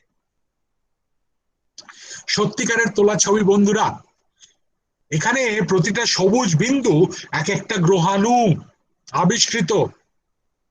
ভাবো, বেচারি জ্যোতিষীরা 9টা গ্রহ আর সূর্য টূর্য আছে সব মিলিয়ে 10 আঙুলে 10টা আংটি, তাই তো? আবার আমাদের অনেকের বাবা মা পুজো আচ্ছা, অনেক টাকা পয়সা, আংটি, তাবিজ, কবজ। এবার কি হবে? এই প্রত্যেকটা পাথরের টুকরো তো সূর্যকে প্রদক্ষিণ করছে। এদের সবকে যদি আমি শান্ত করতে চাই, এই চুলের ডগা থেকে পায়ের নখের ডগা অব্দি আমাকে আংটি পরে ঘুরে বেড়াতে হবে। বুঝছো জ্যোতিষ শাস্ত্রের কতটা প্রয়োগ, কতটা বৈজ্ঞানিক জ্যোতিষ শাস্ত্র, এবার বুঝতে পারছো তো? যাই হোক, তাদের মধ্যে এই লাল বিন্দুগুলোকে বলা হয় অ্যাপোলো গ্রহাণু। বৈশিষ্ট্য, এদের কক্ষপথ পৃথিবীর কক্ষপথকে ছেদ করে। তার মানে পৃথিবী তার নিজের খেয়ালে চলেছে সূর্যের চারিদিকে, এরা ঠিক একই সময় একই জায়গায় এসে এত জোরে আঘাত করতে পারে পৃথিবীর ওপর, পৃথিবীর 1/6 ভেঙে উড়ে বেরিয়ে যাবে। তুমি আমি ভুলে যাও এই আছি, পর মুহূর্তে জাস্ট বাষ্পীভূত হয়ে যাবে। কবে হবে প্রশ্ন করলে উত্তর দেবো, যে কোনো মুহূর্তে বন্ধুরা। এই যে আমি বক্তৃতা দিচ্ছি ঠিক এই মুহূর্তে হতে পারে, আজ থেকে 10 বছর পরে হতে পারে, 10 লক্ষ বছর পরে হতে পারে, কেউ জানে না কখন হবে। পৃথিবীতে বেঁচে আছি কয়েকটা আকস্মিক ঘটনার পারস্পরিক ঘটে যাওয়ার ফলে এবং ঘটতে থাকার ফলে। এইটা জেনে রেখো। যদি আসে কি করব কেউ জানে না, বিজ্ঞানীরা এখনো কোনো প্রমাণ পাননি কি করলে বাঁচা যায়। অনেকে ভাবে একটা অ্যাটম বোম তৈরি, অ্যাটম বোম নিয়ে পাঠিয়ে দেবো গ্রহাণুতে, ধাক্কা মেরে অ্যাটম বোম বিস্ফোরণ ঘটিয়ে ভেঙে ফেলবো, আরো ক্ষতি হবে। একটা পাথরের গোলার জায়গায় হাজারে হাজারে শত শত পাথরের গোলা পৃথিবীর পুরোটাকে ছেয়ে দেবে। অনেকে ভাবেন একটা বিরাট বড় মহাকাশ যান অত্যন্ত ভারী, অনেক ভর, অভিকর্ষজ ভরের ফলে, আকর্ষণের ফলে সেটি পৃথিবীর দিকে ছুটে আসা থেকে তাকে সরিয়ে দেবে। আবার অনেকে তো এরকম ভাবে একটা গ্রহাণুর উপর যদি একটা বড় পালতোলা নৌকা হয়, সেই পাল লাগিয়ে দিয়ে সূর্য থেকে আয়নিত কণার স্রোত যখন আসবে সেই পালে ধাক্কাকে আস্তে আস্তে সরিয়ে দেবে, পৃথিবীতে যাবে ধাক্কা না খায়। সোলার সেল, গ্র্যাভিটি ট্র্যাক্টরস, রকেটস, এখনো অব্দি কেউ জানে না কোনটা ঠিক হবে। অথচ এই গ্রহাণু নিয়ে বিজ্ঞানীরা অনেক এগিয়ে গেছেন গবেষণা। তারা বুঝতে পেরেছেন গ্রহাণুর ভেতরে এবং পৃষ্ঠদেশে প্রভূত পরিমাণে খনিজ পদার্থ আছে যা পৃথিবীর মানব সভ্যতার কল্যাণ সাধনে ব্যবহার করা যেতে পারে। তাই বছর 2 আগে জাপানের তৈরি একটি মহাকাশযান হায়াবুসা 2 রিয়োগু বলে একটি গ্রহাণুর উপরে অবতরণ করল। দেখো এই তলায় প্রথম ছবি কাছ থেকে গ্রহাণুর পৃষ্ঠদেশ। শক্ত পাথর খণ্ড নয়, অনেক নুড়িকণা, বড় ছোট পাথর একসঙ্গে যেন জমাট বেঁধে আছে, অভিকর্ষজ বলের দ্বারা আটকে আছে একসঙ্গে। সেই পাথর থেকে কিছু মাটি তুলে নিয়ে এসে গত বছর ডিসেম্বর মাসে পৃথিবীতে পাঠিয়েছে হায়াবুসা 2। নিজে আসেনি, নিজে অন্য জায়গায় উড়ে অন্য জায়গায় চলে গেছে, পৃথিবীর কাছাকাছি আসার সময় একটা ছোট্ট রকেটে করে নিক্ষেপ করেছে পৃথিবীর থেকে, অস্ট্রেলিয়াতে এসে পড়েছে সেটা। বিজ্ঞানীরা তাই নিয়ে এখন বিশ্লেষণ করছেন। ধূমকেতু ব্যাপারটা কি? এই ঝাঁটার মতো ল্যাজ। বিজ্ঞানীদের মতে আজ থেকে 460 কোটি বছর আগে যখন ওই গ্যাসের চাকতির মধ্যিখানে জন্ম নিচ্ছিল সূর্য আর তার বাইরের দিকে গ্রহরা, তারও অনেক বাইরে ইউরেনাস, নেপচুন, প্লুটো ছাড়িয়ে, যেখানে সাধারণ তাপমাত্রা -150 থেকে -200 ডিগ্রি সেন্টিগ্রেড, বড় বড় বরফের চাঙড় ভেসে বেড়াচ্ছিল। জলীয় বরফ, কার্বন ডাইঅক্সাইড বরফ, মিথেন বরফ। এই বরফের চাঙড়গুলি ভেসে বেড়াতে বেড়াতে পরস্পরের সঙ্গে ধাক্কা খেয়ে জুড়ে যায়। দুটো বরফের খণ্ড নিয়ে চেপে ধরে থাকো, জুড়ে যায় না, ইংরেজিতে বলে রিজিলেশন অফ আইস। এই জুড়ে যেতে যেতে এদের আয়তন যখন 15 থেকে 20 কিলোমিটার হয়, এরাও অতি উপবৃত্তাকার কক্ষপথে সূর্যকে প্রদক্ষিণ করতে শুরু করে। অতি উপবৃত্তাকার কক্ষপথে যত সূর্যের কাছে এগিয়ে আসে, সূর্যের উত্তাপে ভেতরের বরফ গলে গিয়ে বাষ্পীভূত হয়ে কোটি কোটি কিলোমিটার লম্বা ল্যাজ সৃষ্টি করে। একটা ধূমকেতুর মাথা কিন্তু 15 থেকে 20 কিলোমিটার, ল্যাজ প্রায় কয়েক কোটি কিলোমিটার লম্বা। সৌরজগতে নাকি 9টি গ্রহ। হঠাৎ করে প্রশ্নটা উঠল কেন? 1997-98 সাল থেকে শুরু করে বিজ্ঞানীরা সৌরজগতের বহির্ভাগে নিত্য নতুন আবিষ্কার করতে শুরু করলেন গোলাকার সব বস্তু। প্লুটো ছাড়িয়ে অনেক দূরে এরাও সূর্যকে প্রদক্ষিণ করছে, আয়তনে প্লুটোর কাছাকাছি। প্রশ্ন উঠলো, প্লুটোকে গ্রহ বললে এগুলোকে কেন গ্রহ বলবে না? আর এগুলোকে যদি গ্রহ না বলতে চাও, প্লুটোকে কেন গ্রহ বলো? তার কারণ গ্রহরা যেরকম ব্যবহার করে, একই তলে মোটামুটি ঘোরে, প্রায় বৃত্তাকার কক্ষপথে ঘোরে, তার কক্ষপথে আশেপাশে খুব একটা জিনিস থাকে না, অন্য বস্তু থাকে না। প্লুটো তা নয়। প্লুটো 17 ডিগ্রি কোণ করে ওই কক্ষতল থেকে ঘোরে, অতি উপবৃত্তাকার কক্ষপথ, তার চারপাশে অনেক বস্তু আছে। তাহলে প্লুটো গ্রহ কেন? আর এই প্রশ্ন তুঙ্গে উঠলো যখন 2003 সালের 16 নভেম্বর আবিষ্কৃত হলো এই বস্তুটি। আবিষ্কারের প্রাথমিকভাবে নাম দেওয়া হলো 2003 UB 313। এখন এর অফিসিয়াল নাম এরিস, তোমাদের ভূগোলের বইতে আছে। প্লুটোর থেকেও বড়। একবার সূর্যকে প্রদক্ষিণ করতে সময় নেয় 557 বছর। প্লুটো নেয় 248 বছর, এ নেয় 557 বছর, আর প্লুটোর থেকেও বড়। কি বলবে এবার? তাই বিজ্ঞানীরা অঙ্ক টঙ্ক কষে হিসাব টিসাব করে অনেক ঝগড়াঝাটি করে ঠিক করলেন সৌরজগতের সংজ্ঞা পাল্টে দেওয়া হোক। এখন থেকে সৌরজগতে 8টি গ্রহ থাকবে, আর বামন গ্রহ বলে একটা নতুন ধরনের বস্তুর নামাঙ্করণ করা হবে। প্রাথমিকভাবে এই এরিস, এই যে দেখতে পাচ্ছ যাকে, সেরে সব থেকে বড় যে গ্রহাণু, এই দুটিকে প্রথমে ভাবলো যে বামন গ্রহ হবে। তারপরে বললো না, আরেকটা যোগ করো, প্লুটো। হ্যাঁ, প্লুটোকে আর গ্রহ বলবো না, বামন গ্রহ বলবো, ব্যাস। আর 2015 সালে আরো দুটি বস্তুকে বামন গ্রহ হিসেবে চিহ্নিত করা হলো। একটির নাম হচ্ছে হিউমিয়া, একটির নাম মাকে মাকে। 2005 সালে নাসা স্লোগান তুললো, তরল জল খোঁজো এই সৌরজগতে, পৃথিবীর বাইরে। মঙ্গলে তো আছে, কিন্তু অন্য কোথাও। হ্যাঁ, বৃহস্পতির একটা প্রধান চাঁদ ইউরোপা, তার পৃষ্ঠদেশে এই আঁচড় দেখে বিজ্ঞানীরা বুঝতে পারলেন পৃষ্ঠদেশটি 10 থেকে 12 কিলোমিটার জমাট জলীয় বরফ দিয়ে তৈরি, ভেতরে প্রভূত পরিমাণে তরল জল। সেই তরল জল যখন ভেতর থেকে চাপ দিচ্ছে পৃষ্ঠদেশের ওপর, ফাটল ধরছে, আর এই আঁচড়ের দাগগুলি সেই ফাটলের মতো। এই যে তত্ত্বটি, এটি প্রমাণিত হলো শনি গ্রহের আরেকটি চাঁদ দিয়ে, এনসেলেডাস। তীব্র গতিতে উষ্ণ তরল জল বেরিয়ে আসছে ফোয়ারার মতো, উষ্ণ প্রস্রবণের মতো। তাই বন্ধুরা, আমরাই একমাত্র জীবন পৃথিবীতে, আর কোথাও কেউ নেই, আমরা রাজা, ভুলে যাও। আমাদের সৌর জগতে প্রাণ লুকিয়ে আছে চারিপাশে, আমরা খুঁজে পাইনি।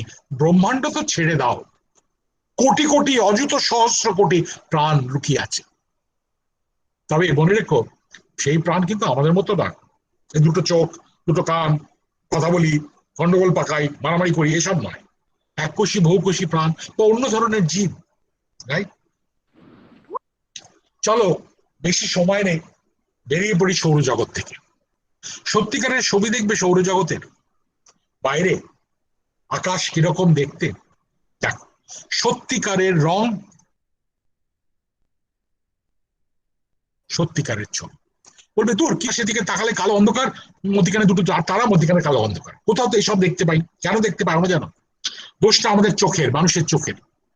মানুষের চোখে 1-10 সেকেন্ডের মধ্যে যতটা পরিমাণ আলো আমাদের চোখের মনির মধ্যে দিয়ে প্রবেশ করে রেটিনাতে গিয়ে পড়ে, আমাদের যে অপটিক স্নায়ু, অপটিক নার্ভ, সঙ্গে সঙ্গে সেটাকে মাথার পেছনে নিয়ে গিয়ে ছবি আঁকতে শুরু করে।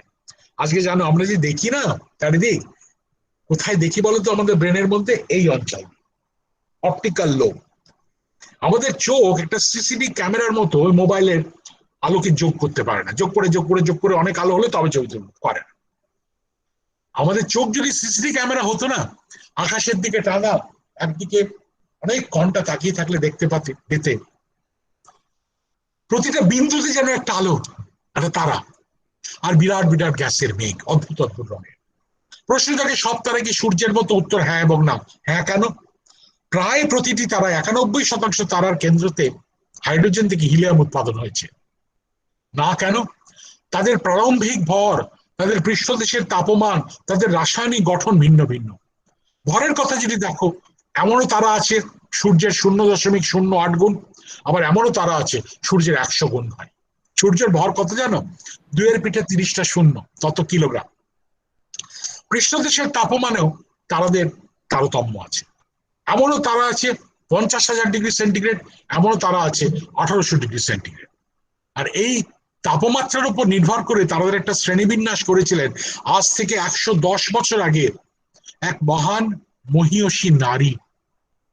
হার্ভার্ড স্মিথসোনিয়ান অ্যাস্ট্রোফিজিক্যাল অবজারভেটরি আমেরিকায় মেরি জাম্প ক্যানন 7 বছরের গবেষণায় খালি চোখে 2,40,000 তারার ছবি এবং তাদের বর্ণালী বিশ্লেষণ করে তিনি শ্রেণীবিন্যাস করেছিলেন।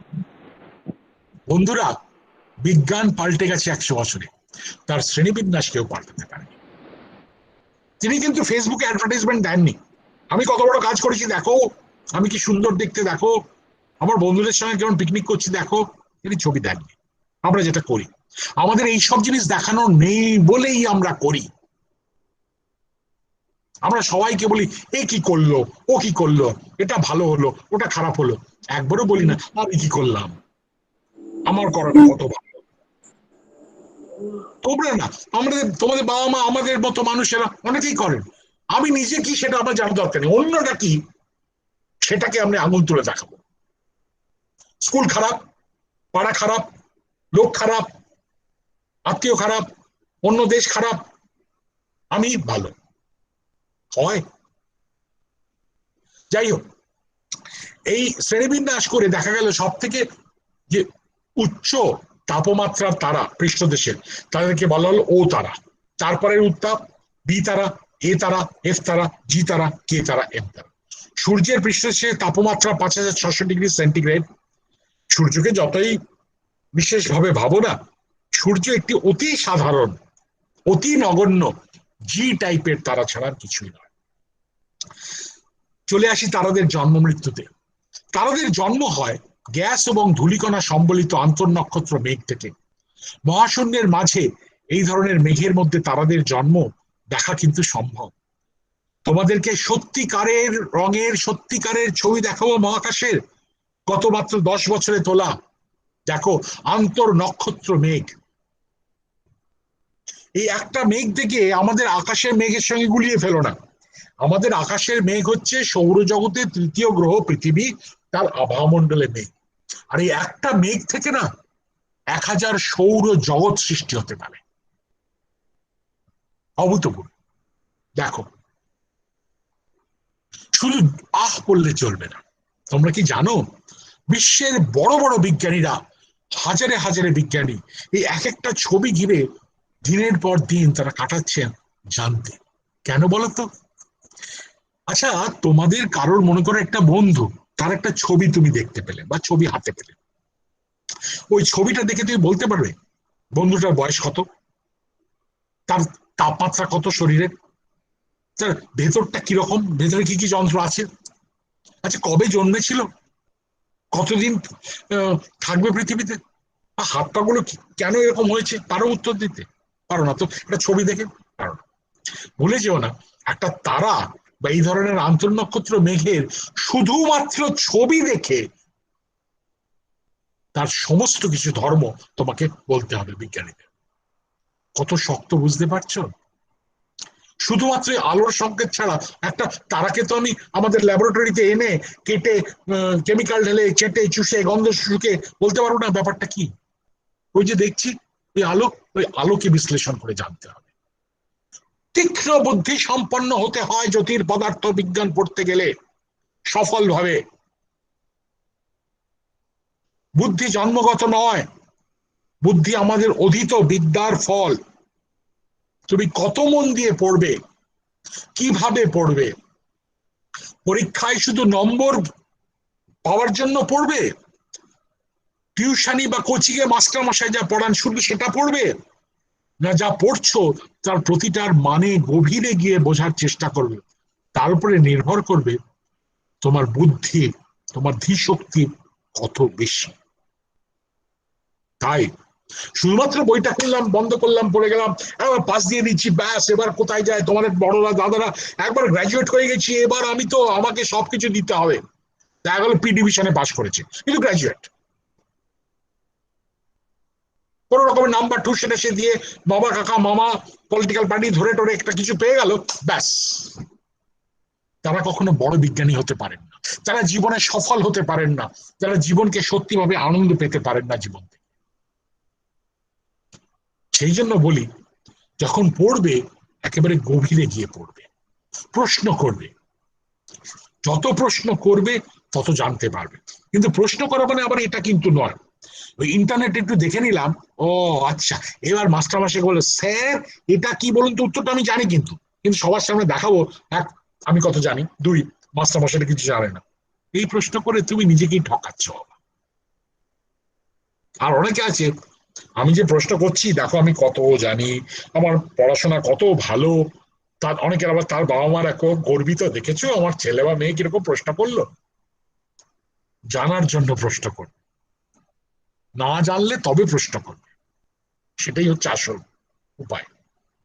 দেখো, অদ্ভুত সুন্দর আন্তর নক্ষত্র মেঘ, কত বড় যেন, এই যে এক একটা গুটি দেখছো এখানে, ছোট একটা দুটো তিনটে, এই এক একটা গুটির মধ্যে এক একটা পূর্ণ বয়স্ক সৌর জগৎ বসে আছে।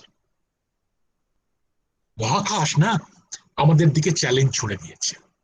দেখো কিরকম অদ্ভুত সুন্দর সে ঘোড়ার মাথার মতো দেখতে, কত বড় জানো, এখান থেকে এই তলা অব্দি আলোর যেতে 20 বছর সময় লাগে, 20 আলোকবর্ষ।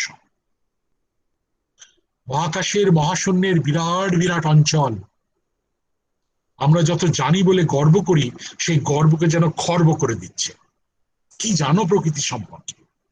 আমাকে চেনো, আমাকে জানো, আরো গভীর তত্ত্বভাবে তাত্ত্বিকভাবে আমাকে বোঝো, তবেই তো বুঝবে যে শুরু কোথায়, জীবনের শুরু কোথায়, পদার্থের শুরু কোথায়, ব্রহ্মাণ্ডের শুরু কোথায়, কি করে একটা থেকে একটা ঘটে গেছে যে ঘটনা। তাই মন যদি তোমার উন্মুক্ত থাকে, মাথা যদি বুদ্ধি দিয়ে ভর্তি থাকে না, চ্যালেঞ্জ নিতে হবে। দেখো তো, এই ধরনের একটা ছবির মধ্যে দিয়ে, একটা গ্যাসীয় মেঘের মধ্যে দিয়ে, তুমি ভাবছো দেখতে খুব সুন্দর, কিন্তু ভুলে যেও না অন্তত কয়েক হাজার তারার ছবি আছে এখানে। প্রতিটা তারার চারপাশে হয়তো গ্রহ আছে, হয়তো নেই। কোনো কোনো গ্রহগুলো সেই তারা থেকে এতটা দূরত্বে, সেখানে তরল জল থাকলেও থাকতে পারে। তরল জল মানে প্রাণ। তাহলে কি প্রাণ ছড়িয়ে রয়েছে মহাবিশ্বে? অভূতপূর্ব প্রশ্ন। জন্মিলে মরিতে হবে, তারাদেরও মারা যায়, আমাদের সূর্যও মারা যাবে কবে জানো? আরো 500 কোটি বছর পর। কারণ সূর্য বেঁচে আছে তার মধ্যে ওই হাইড্রোজেন থেকে হিলিয়াম তৈরি হচ্ছে বলে। যখন কেন্দ্র অঞ্চলের সমস্ত হাইড্রোজেন থেকে হিলিয়াম রূপান্তরিত হবে, তখন কি হবে? যেটা স্বল্প ভরের তারাদের মৃত্যুর ক্ষেত্রে, সূর্য এবং সূর্যের 1 থেকে 8 গুণ ভরের তারাদের ক্ষেত্রে হবে কি, সমস্ত হাইড্রোজেন হিলিয়ামে রূপান্তরিত হলো কেন্দ্র অঞ্চলে, পারমাণবিক বিক্রিয়া বন্ধ হয়ে গেল, শক্তি উৎপাদন বন্ধ হয়ে গেল, বাইরের দিকে চাপ বন্ধ হয়ে গেল। কিন্তু অভিকর্ষ চাপ আছে, প্রচন্ড চাপের ফলে যত সংকুচিত হবে বাইরের যে খোলস, সেখানে তখন অনেক হাইড্রোজেন ছিল, চাপের ফলে সেইখানে তাপমাত্রা 1.5 কোটি ডিগ্রি সেন্টিগ্রেড উঠবে, যা কিছুক্ষণ আগে ছিল কেন্দ্র অঞ্চলে। এই 1.5 কোটি ডিগ্রি সেন্টিগ্রেডে বাইরে থাকা হাইড্রোজেন হিলিয়ামে রূপান্তরিত হবে। যে বিক্রিয়া কেন্দ্রে হচ্ছিল তখন খোলসের ঠিক নিচে হবে, উত্তপ্ত হবে, গ্যাস প্রসারিত হবে, আস্তে আস্তে তারাটি বড় হতে থাকবে। আমাদের সূর্য আজ থেকে 500 কোটি বছর পর বড় হতে হতে কত বড় হবে জানো? জেনে রাখো আজকে, ভয় পেও না, পৃথিবীর কক্ষপথকে ছুঁয়ে যাবে সূর্য। তার অনেকদিন আগেই পৃথিবী সূর্যের মধ্যে ঢুকে যাবে। ভয় পেও না, আমরা 500 কোটি বছর মানুষ কেউ বাঁচে না। এই অবস্থায় এই তারাটিকে বলা হবে লাল দৈত্য, রেড জায়ান্ট। তারপরে যত বড় হচ্ছে, বড় হতে হতে আস্তে আস্তে কেন্দ্রীয় অঞ্চল থেকে বিচ্ছিন্ন হয়ে একটা মেঘের মতো তো সৃষ্টি হবে, তাকে ইংরেজিতে বলে প্ল্যানেটারি নেবুলা, বাংলায় বলে গ্রহ নিহারিকা। আর ততক্ষণ এই কেন্দ্রীয় অঞ্চলটা যেখানে শুধু হাইড্রোজেন থেকে হিলিয়াম তৈরি হয়েছিল, সেটিও সংকুচিত হচ্ছে, অভিকর্ষ বলে। হতে হতে হতে হতে তাপমাত্রা যখন 10 কোটি ডিগ্রি সেন্টিগ্রেডে পৌঁছবে, হিলিয়াম থেকে কার্বন উৎপাদন শুরু হবে, আবার শক্তি নির্গত হবে, ব্যাস ছোট্ট আটকে যাবে। কিন্তু কিছুদিনের মধ্যে সমস্ত হিলিয়াম কার্বনে রূপান্তরিত হলে, তখন যেহেতু তারাটির প্রারম্ভিক ভর সূর্যের 1 থেকে 8 গুণের বেশি নয়, আরো চাপ সৃষ্টি করে, মহাকর্ষ মানে অভিকর্ষ চাপ সৃষ্টি করে তাপমাত্রা 1000 কোটি 10,000 কোটি ডিগ্রি সেন্টিগ্রেডে বাড়াতে পারে। তার ফলে কেন্দ্রটা একটা কার্বনের গোলা, অত্যন্ত উত্তপ্ত, আকাশের গায়ে একটা আলোর বিন্দু উজ্জ্বল দেখা যাবে, তাকে বলা হবে শ্বেত বামন, হোয়াইট ডোয়ার্ফ। কোটি কোটি বছর ধরে ততক্ষণে বাইরে সেই প্ল্যানেটারি নেবুলা, গ্রহ নিয়ারিকা ছড়িয়ে পড়ছে আন্তর নক্ষত্র মাধ্যমে। আর শ্বেত বামনটির উত্তাপ বিকিরণ করতে করতে ঠান্ডা হয়ে গিয়ে একটি খয়েরি বা কালো বামনে রূপান্তরিত হবে, আমরা দেখতে পাবো না। তবে বিজ্ঞানীরা তাত্ত্বিকভাবে অনেক জিনিস বলেন। কি বলেন জানো তো? পৃথিবীর অভ্যন্তরে প্রচন্ড উত্তাপ এবং চাপের ফলে কার্বন কিসে রূপান্তরিত হয় জানো? মহিলারা ভালো জানেন, কি বলতো? হিরে, ডায়মন্ড। এমনটা হতেই পারে, দেখাও গেছে আকাশ মহাশূন্যের ভিতরে 10 থেকে 12 কিলোমিটার টুকরো একটা হীরের টুকরো ভেসে বেড়াচ্ছে। হয়তো আমাদের সূর্য এরকম একটা ঠান্ডা হীরের টুকরো হয়ে মহাশূন্যে ভেসে বেড়াবে আজ থেকে 500 কোটি বছর পর। দেখো, এই গ্রহ নিয়ারিকা বা প্ল্যানেটারি নেবুলার আসলে শক্তিশালী ছবি। আকাশে শুধু আলোর বিন্দু তারা আছে, আর সূর্য আছে, চাঁদ আছে, এছাড়া কিছু নেই। এই যারা ভাবে তারা ভীষণ ভুল করে। আকাশকে চেনে না, চেনো, এগুলো আকাশের গায়ে আছে। এবং আজ থেকে প্রায় 30-35 বছর আগে অল্প কিছু গবেষণা করেছিলাম আমি এবং কয়েকজন, তারা দেখিয়েছিলাম এই তারাটা যখন বড় হচ্ছে না, তারাটি এরকম পালসেট করে, তার ফলে তার গা থেকে এক একটা খোলস প্রচন্ড জোরে বেরিয়ে যায়, আর তার ফলে অনেক নতুন অণু মলিকিউলের সৃষ্টি হয়। একটা নতুন বিভাগ গুরুত্ব পেল, জ্যোতির রসায়নবিদ্যা, অ্যাস্ট্রোকেমিস্ট্রি।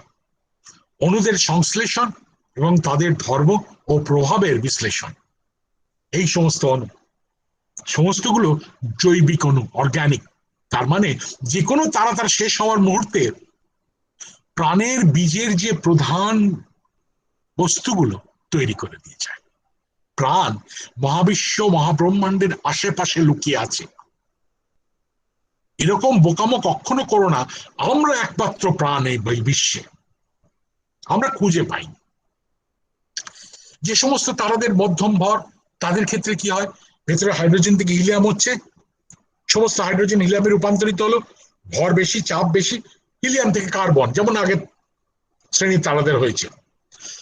যখন সমস্ত কার্বনে রূপান্তরিত হলো কেন্দ্র অঞ্চল, আরো ভরের ফলে, আরো চাপের ফলে তাপমাত্রা আরো বেড়ে কার্বন থেকে অক্সিজেন, নিয়ন, সিলিকন, সালফার একের পর এক মৌল তৈরি হতে থাকে। হতে হতে লোহা, আয়রনে এসে থেমে যায়।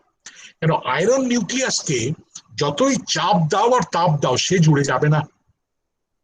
হাইয়েস্ট বাইন্ডিং এনার্জি, অনেকে পড়েছে 11 অন্তত।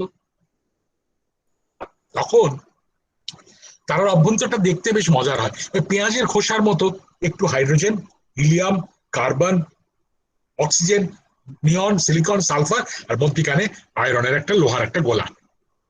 ব্যাস, কোনো কোনো কোনো শক্তি বেরোচ্ছে না, অভিকর্ষীয় বলকে কাটানো যাবে না। প্রচন্ড বেগে এই সমস্ত স্তর সেই লোহার গোলার দিকে আসতে শুরু করে। ব্যাটারি সে কোথায় যাবে, তার তো চারিদিকে আসছে, সে প্রচন্ড শক্ত হওয়ার চেষ্টা করে। তার ফলে এই স্তরগুলো ধাক্কা খেয়ে ছিটকে ওঠে, উঠে এত প্রচন্ড সংঘর্ষ হয়, যারা তখনও পড়ছে সেই সমস্ত স্তরের সঙ্গে, তাপমাত্রা কোটি কোটি কোটি কোটি ডিগ্রি সেন্টিগ্রেড উঠে যায়। আর সে লোহা থেকে শুরু করে আমাদের পর্যায় সারণী, মানে পিরিয়ডিক টেবিলে যতগুলি সাধারণ প্রাকৃতিক ভাবে পাওয়া মৌল আছে, সৃষ্টি হয়ে যায় এক লহমার মধ্যে। তারপরে সেই তারাটা ফেটে যায় একটি সুপারনোভা বিস্ফোরণের মাধ্যমে।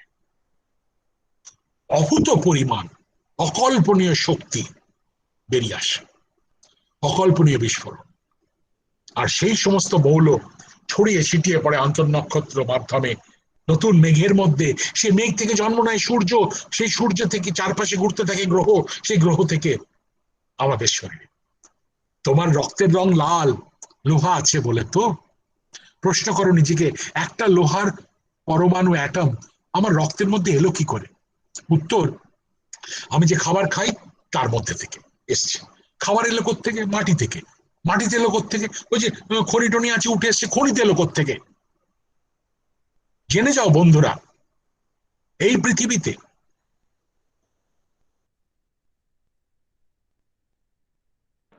স্যার আপনি মিউট হয়ে গেছেন।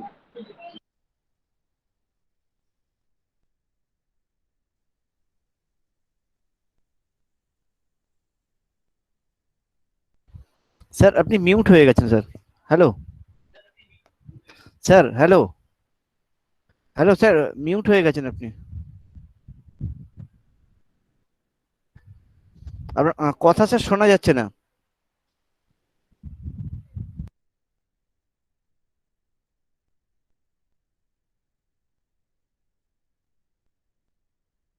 স্যার আপনার মাইক্রোফোনটা মিউট হয়ে গেছে স্যার, প্লিজ। মাইক্রোফোন অফ হয়ে গেছে। তোমরা কেউ আনমিউট হও না, কোনো একটা সমস্যা হয়েছে স্যার, দেখছেন। এবার শুনতে পাচ্ছ কি? হ্যাঁ স্যার, শুনতে পাচ্ছি। লাস্ট কি বলেছিলাম, সুপারনোভা বলেছি? হ্যাঁ হ্যাঁ হ্যাঁ। আচ্ছা, আমি আবার শেয়ার করছি, আবার যাচ্ছি।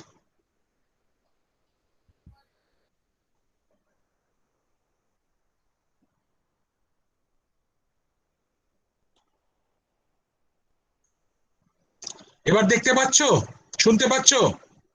হ্যাঁ স্যার, শোনা যাচ্ছে, দেখা যাচ্ছে। আচ্ছা, তাই যখন প্রশ্ন করবে যে তোমার শরীরের মধ্যে রক্তের কণিকার মধ্যে লোহা এলো থেকে, দাঁতের মধ্যে ক্যালসিয়াম, হাড়ের মধ্যে ক্যালসিয়াম এলো থেকে, জেনে রাখো একমাত্র তারাদের অভ্যন্তরে সৃষ্টি হয়েছিল এই সমস্ত মৌল। তাই বন্ধুরা, তুমি, আমি, টেবিল, চেয়ার, কম্পিউটার, আসবাবপত্র, বাড়ি গাড়ি সমস্ত কি দিয়ে তৈরি জানো? তারাদের জীবাশ্ম দিয়ে। আমরা তো নিজেদের মধ্যে ভাগাভাগি করেই ভুলে যাই যে তুমি আমি পৃথিবীর 780 কোটি মানুষ, কোটি কোটি প্রাণ, আমরা প্রত্যেকে তারাদের সন্তান। তারারা যে বস্তু তৈরি করে, সেই বস্তু দিয়ে আমাদের শরীর তৈরি। বলতো, এরপরেও মহাকাশ সম্পর্কে আগ্রহ জাগবে না তোমাদের? অভূতপূর্ব। তাই এই পর্যায় সারণীর সমস্ত প্রাকৃতিকভাবে আহরিত যে সমস্ত মৌল, দেখা গেছে শুধু হাইড্রোজেন এবং হিলিয়াম ছাড়া প্রায় সব মৌলই তৈরি হয় তারাদের অভ্যন্তরে। তাহলে দেখো গল্পটা কিরকম হলো। গ্যাসের মেঘ থেকে জন্ম নিল তারা, আবার তার মৃত্যু হলো দুটো ক্ষেত্রেই গ্যাসীয় মেঘে, গ্যাস থেকে গ্যাস। কিন্তু তার মধ্যে ঘটে গেছে অনেক ঘটনা। তারাটা পূর্ণভাবে বেঁচেছে, তার মধ্যে বিক্রিয়া হয়েছে, সংশ্লেষণ হয়েছে, বিশ্লেষণ হয়েছে, নতুন করে নতুন পদার্থ, নতুন যৌগ তৈরি হয়েছে। তার ফলে যেন একটা সেই বিরাট বড় কেউ রান্না করছে, আস্তে আস্তে সমস্ত মশলাপাতি দিয়ে তৈরি একটা রান্না তৈরি হচ্ছে। তাই বন্ধুরা, আকাশের গায়ে বিজ্ঞানীরা যখন দেখেন এরকম একটা অদ্ভুত ছবি, অন্ধকারের বুকে এই মেঘ, এই সমস্ত কিছু অদ্ভুত তারাদের কথা, জানবে যে, এক মিনিট, জানবে যে শুধুমাত্র ওহ কি দারুণ ছবি, এ আমাকে এটা পাঠাতো হোয়াটসঅ্যাপে, এই স্যার এটা আমাকে দেবেন, এ আমি দেখাবো সবাইকে, দেখিয়ে বলবো দেখ আমি কিরকম ছবি দেখি। তার থেকেও বড় কথা কি বলতো, এর ভেতরে যাওয়ার চেষ্টা করো। শুধুমাত্র জিনিস কি, বস্তু কি, ভর কি, তৈরি হলো কিভাবে, এর থেকেও বেরিয়ে প্রশ্ন আসবে আমরা কি, আমরা কিভাবে তৈরি হলাম, আমাদের উৎস কোথায়। তার উত্তর খুঁজে পাবো এই নক্ষত্র জগৎ, এই নীহারিকাদের মধ্যে। সে এক অদ্ভুত আনন্দ দেয়। তাই যেটাকে আমরা কালো অন্ধকার বলি, তার মধ্যে চলছে কিন্তু প্রতি মুহূর্তে গ্যাস এবং ধূলিকণার সংশ্লেষণ। আর তাই বিজ্ঞানীরা যখন বললেন, প্রশ্নটা করতে শুরু করলেন যে পৃথিবীতে প্রাণ সৃষ্টি হলো কিভাবে, তুমি আমি ছেড়ে যাও, আমাদের পূর্বপুরুষ তারও আগে হনুমান, শিম্পাঞ্জি, অ্যামিবা তৈরি হলো কিভাবে। উত্তর খুঁজে পেতে তারা এখন বলছেন পৃথিবীতে প্রাণ তৈরি খুব সোজা কথা নয়, সম্ভব নয় বোধহয়। পৃথিবীতে প্রাণের প্রথম বীজ, প্রাণ নয়, এলিয়েন নয়, প্রাণের প্রথম বীজ এসেছিল মহাশূন্য থেকে। কোনো একটা ধূমকেতু, কোনো একটা গ্রহাণু আছড়ে পড়েছিল পৃথিবীতে, প্রচন্ড ধ্বংসলীলা চালিয়েছিল, কিন্তু একই সঙ্গে প্রাণের প্রথম বীজ বপন করেছিল পৃথিবীতে। প্রাণের স্পন্দন শুরু হয়েছিল মহাবিশ্ব থেকে। আমরা ভুলে যাই আকাশের কথা, গুরুত্ব দিই আমার পাশের বাড়ি, আমার পাশের দোকান, আমার মল, আমার সিনেমা, ফিল্ম অ্যাক্টর, কোন রাজনৈতিক নেতা কি করলো, কে কিরকম পোশাক পরলো, কে কারের দিকে কিভাবে তাকালো। তার থেকে আরো গুরুত্বপূর্ণ হচ্ছে এই মহাবিশ্বে এবং আমরা, আমাদের পারস্পরিক সম্পর্ক। নতুন একটা বিষয় জ্যোতির্জীববিদ্যা, অ্যাস্ট্রোবায়োলজি, সে এক অদ্ভুত জিনিস। যাই হোক, আমি অনেকক্ষণ বলছি, তাই আমি তোমাদের পুরোটা না বলে এবার শুধু বলি যে কৃষ্ণ গহ্বরের গল্প আছে, সে আরেকদিন হবে। আরেকটা কর্মশালা, আনন্দের কর্মশালা হয়তো কোনোদিন হবে, হয়তো আগামী বছর হবে, জানি না আমি। আমি যদি বেঁচে থাকি, তোমাদের সঙ্গে যদি দেখা হয়, কথা হয়, আবার গল্প করব। কিন্তু এটুকু বলছি বন্ধুরা, এই নতুন নতুন প্রযুক্তি, নতুন নতুন মহাকাশ অভিযান আমাদের প্রত্যেকের মনের মধ্যে একটা জানলা খুলে দিয়েছে। আর সেই জানলা দিয়ে না এত অভূতপূর্ব সমস্ত ছবি, সমস্ত রং, সমস্ত বর্ণনা যা দেখতে পাচ্ছি, বুঝতে পারছি, যে জানি বলে যতটা গর্ব আমাদের, না জানা তার থেকে অনেক অনেক গুণ বেশি। তাই জানার চেষ্টার শেষ নেই। আর আগামী প্রজন্মে জানার প্রচেষ্টা করবে কারা? আমি খুব বিশ্বাস করি এই যে 7টা স্কুল তোমরা একজোট হয়েছ, হয়তো তাদের সব ছাত্রই এটা শুনছে না। 30 জন 32 জন দিয়ে শুরু হয়েছিল, হয়তো এখন 10 জনে এসে ঠেকেছে, আমি জানি না। তারাই হয়তো তাদের মধ্যে একজন হয়তো করবে। দেশের মুখ উজ্জ্বল, আমার মুখ উজ্জ্বল, পরিবারের মুখ উজ্জ্বলের থেকেও মহাবিশ্বের মুখ উজ্জ্বল করবে, সেটাই সব থেকে বড় কাজ। তাই সেই রবীন্দ্রনাথের কথাই বলি, বাবা, আকাশ ভরা সূর্য তারা, বিশ্ব ভরা প্রাণ, তাহারই মাঝখানে আমি পেয়েছি মোর স্থান। সেই স্থান যে পেয়েছি তার সৎ ব্যবহার করো, সৎ মানুষ হও।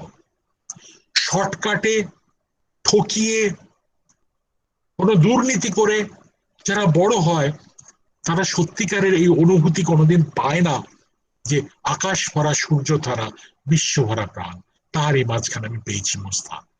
তোমরা ছোট ছোট বাচ্চারাই বলবো, ক্লাস 11-12 ছেলেদেরকেও বলছি, যদি কেউ থাকো, তোমাদের মধ্যে অনেক প্রতিশ্রুতি আছে। আমরা বড়রা সে প্রতিশ্রুতিটাকে ভেঙে দিতে চাই, সহজ করে দিতে চাই, যাতে সহজ করলে তুমি ভাবো, আহা, আমাকে কত সাহায্য করেছেন, ইনি কি বিরাট মানুষ। তার দরকার নেই। তুমি কত বিরাট সেটা প্রমাণ করো, কথায় নয়, কাজে। টিউশনি কোচিং এর মাধ্যমে নয়, নিজের কষ্ট করে পড়ে, মানে বুঝে, অঙ্ক কষে, অনুভূতি দিয়ে বুঝে, প্রয়োগ করে, তবেই তুমি সার্থক মানুষ, বাবা। আমার একটা বিরাট চকচকে গাড়ি আছে, আমার 2টো বাড়ি আছে, বাড়িতে 10টা ঘরে 10টা এয়ার কন্ডিশনিং মেশিন লাগানো আছে। আমি বছরে একবার করে বিদেশে বেড়াতে যাই, যখন যা খুশি খেতে ইচ্ছা করে যাই, মাল্টিপ্লেক্সে সিনেমা দেখি, আনন্দ পাই।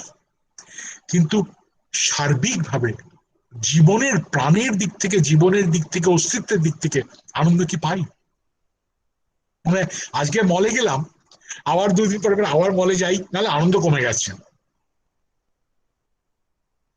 আর এই জিনিসের না, বিশ্বাস করো, একবার বুঝতে পারলে আনন্দকে কেউ থামাতে পারবে না ভেতরে। ভালো থেকো, শুভভাবে থেকো, শুভরাত্রি।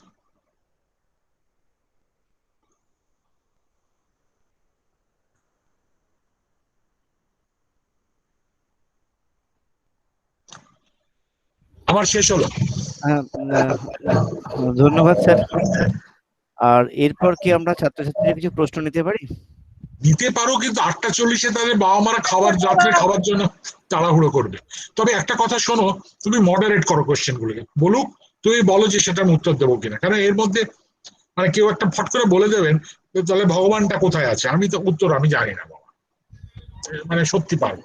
সুতরাং প্রাসঙ্গিক প্রশ্নের উত্তর দিতে পারো। তোমরা প্রশ্ন করো, আমি উত্তর দেওয়ার পরে সেট দেবেন। স্যার আমার একটা প্রশ্ন। হ্যাঁ বলো। আর ভিডিওটা অন করো, কি বলছো? হ্যাঁ স্যার, আমি বলছিলাম। হ্যাঁ বলো। কি নাম টাম বলে বলো। স্যার আদিত্য কোলে, পিএন জুজাসা পিএন মানে institution, section C, roll number 8, আর ক্লাস হচ্ছে 8। ঠিক আছে স্যার আমি বলছিলাম যে যে জোয়ারটা যখন হয়, আমরা স্যার বললেন যে সূর্যের আর চাঁদের টানে জলটা ফুলে ওঠে, তাহলে সমুদ্রের নিচের জলটা কি উপরের দিকে উঠে আসে? মানে সমুদ্রের নিচের জলটা উপরের দিকে উঠে এসে কি নিচেটা ফাঁকা হয়ে যায়, না জল অন্য জায়গা থেকে এসে জোগাড় হয়? খুব ভালো প্রশ্ন করেছো, আই এম সো হ্যাপি। দেখো, এইভাবে ভাবো, মনে করো জল আছে এরকম পৃথিবীর চারিদিকে, এখানে যদি জল ফুলে ফেপে ওঠে, সেই জলটাকে তো কোথা থেকে আসতে হবে, তার পাশ থেকে জলটা আসে। সুতরাং আমার এখানে যখন জোয়ার, অন্যদিকে ভাটা, আমার জোয়ার অন্যদিকে ভাটা, অন্যদিকে ভাটা, এদিকে জোয়ার আর এদিকে জোয়ার, আর এদিকগুলো ভাটা, কারণ জল এখান থেকে গিয়ে ওপরে গিয়ে জোয়ার সৃষ্টি করেছে, ফাঁকা হয়ে যাচ্ছে না তলায়। কিন্তু খুব ভালো, আমার এটা মৌলিক লাগলো, এলিমেন্টারি লাগলো প্রশ্নটা, খুব ভালো। পরের জন বলো। Thank you sir.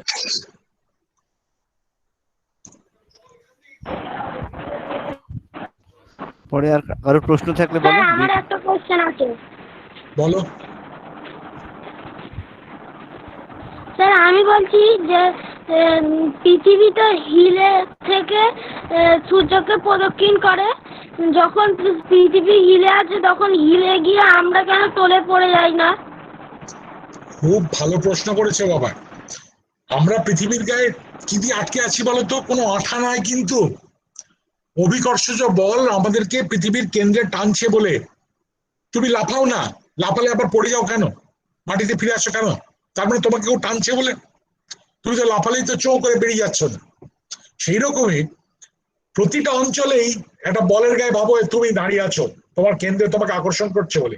এখানে যে আছে তাকেও কেন্দ্রে আকর্ষণ করছে, সে তোমার থেকে তোমার নিরিখে হয়তো এরকম ভাবে আছে, কিন্তু এ যে আছে সেও তোমার নিরিখে উল্টো দিকে আছে, কিন্তু প্রত্যেকেই আকর্ষিত হচ্ছে কেন্দ্রের দিকে বলে আমরা সবাই পড়ে যাচ্ছি না। ভালো প্রশ্ন করেছো। পরের জন্য স্যার আমার আরেকটা আছে। বলো। স্যার যখন সূর্যগ্রহণ হয় তখন সেই সময় খাবার তৈরি করা বা খাওয়া, তারপরেও সময়টা কেন ওইসব জিনিস মানুষেরা বলে? বাবা, ওইসব জিনিস বলে তার কারণ তাদের মধ্যে অনেক ভুল ধারণা আছে বলে। কোনো দরকার নেই। আমি জানি গত 10-15 বছরে সূর্যগ্রহণের সময় আমরা হয়তো দল বেঁধে একা গেছি, সেখানে সবাইকে খাবার তৈরি করে খাইয়েছে এবং সবাই খেয়েছে, বলেছে কিচ্ছু হয় না। এগুলো হচ্ছে ওই যে বললাম, কিছু শক্তিশালী মানুষের অন্যদেরকে ভয় দেখিয়ে তাদের তাব্বে রাখা, আর সেখান থেকে আমরা সেগুলো বিশ্বাস করে এবার আমরা আমাদের ছেলে মেয়েকে বলবো এটা করিস না, জল রাখা থাকলে ফেলে দে, খাবার রাখা থাকলে তুলসী পাতা দিয়ে খা, পুজো কর, চান কর, কিচ্ছু দরকার নেই, কোনো কিচ্ছু হয় না।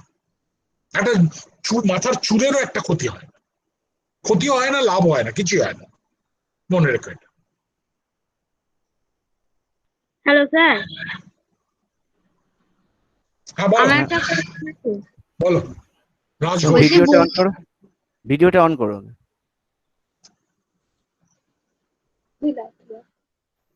ব্রহ্মাণ্ডে সূর্য ছাড়া আর কোন নক্ষত্র আছে? এত ছবি দেখলে কি বুঝলে? বুঝেছি আমাদের স্যার। আমাদের সূর্যের মতো তুমি কি এতক্ষণ অন্য কিছু করছিলে? যাই হোক, আমাদের যে গ্যালাক্সি দেখে মনে হচ্ছে অন্য কিছু করছিলে, হাসিটা দেখে সেরকম মনে হলো। যাই হোক, আমাদের যে গ্যালাক্সি, এই গ্যালাক্সিতে সূর্যের মতো বা সূর্যের থেকে বড় ছোট বিভিন্ন আকার আয়তনের 20,000 কোটি তারা আছে একটা গ্যালাক্সিতে। আর এই ব্রহ্মাণ্ডে কত গ্যালাক্সি আছে? 1,00,000 কোটি গ্যালাক্সি আছে। সুতরাং সংখ্যার হিসাবে যদি করতে চলো মাথা ঘুরে যাবে, এত তারা আছে, এত নক্ষত্র আছে। Next question. স্যার হ্যাঁ বলছি, সূর্য তো আকাশগঙ্গা ছায়াপথে আছে, হ্যাঁ, তাহলে প্রক্সিমা সেন্টাউরি কোন ছায়াপথে আছে, কোন গ্যালাক্সিতে আছে? প্রক্সিমা সেন্টুরি আমাদের সব থেকে কাছের তারা, 4.2 আলোকবর্ষ দূরে। আর আমাদের মিল্কি ওয়ে আকাশগঙ্গা কত বড় জানো? এক প্রান্ত থেকে অন্য প্রান্ত 1,00,000 আলোক বর্ষ। যত তারা আকাশে দেখো সব আমাদের গ্যালাক্সিতে আছে। খুব ভালো প্রশ্ন করেছো। আর একটা কথা বলি তোমাকে, তোমাকে দেখতে কিন্তু খুব সুন্দর, তো তোমার ছবির প্রোফাইলে তুমি টাইগার শ্রফের ছবি রেখেছো কেন? নিজের ছবি রাখতে পারো না? টাইগার শ্রফ কি বিজ্ঞানী? এই যে দেখছি টাইগার শ্রফের ছবি, আমি জানি না বাবা। যাই হোক, ভালো থেকো। নেক্সট প্রশ্ন। স্যার বলছি দিনের বেলা চেয়ে রাতে কেন দিবানরা সূর্য সক্রিয় হয়? থেকে যে সৌরঝড় হয় এই এটা রে, কখন হয়? একজন একজন করে বলো। স্যার সূর্য একজন। থেকে যে সৌরঝড় হয় এটা আচ্ছা কখন হয়? টুম্পা ঘোষ উত্তর দিচ্ছি। সৌর পৃষ্ঠ থেকে প্রতি মুহূর্তে কিন্তু বেরিয়ে আসছে আয়নিত কণা। কোনো কোনো সময় তাদের আধিক্য ঘটে, তখন সেটা সৌরঝড়ে রূপান্তরিত হয়। এবং সেই আধিক্যটা ঘটে সৌরমণ্ডল, আভামণ্ডল, পৃষ্ঠদেশের কাছাকাছি অঞ্চলে যদি চৌম্বকীয় ক্ষেত্রের কোন রকম কার্যকারিতা বেড়ে যায় বা কোন রকম পরিস্থিতির পরিবর্তন হয়, তবেই এটা ঘটে। এবার বলো প্রীতম প্রামাণিক।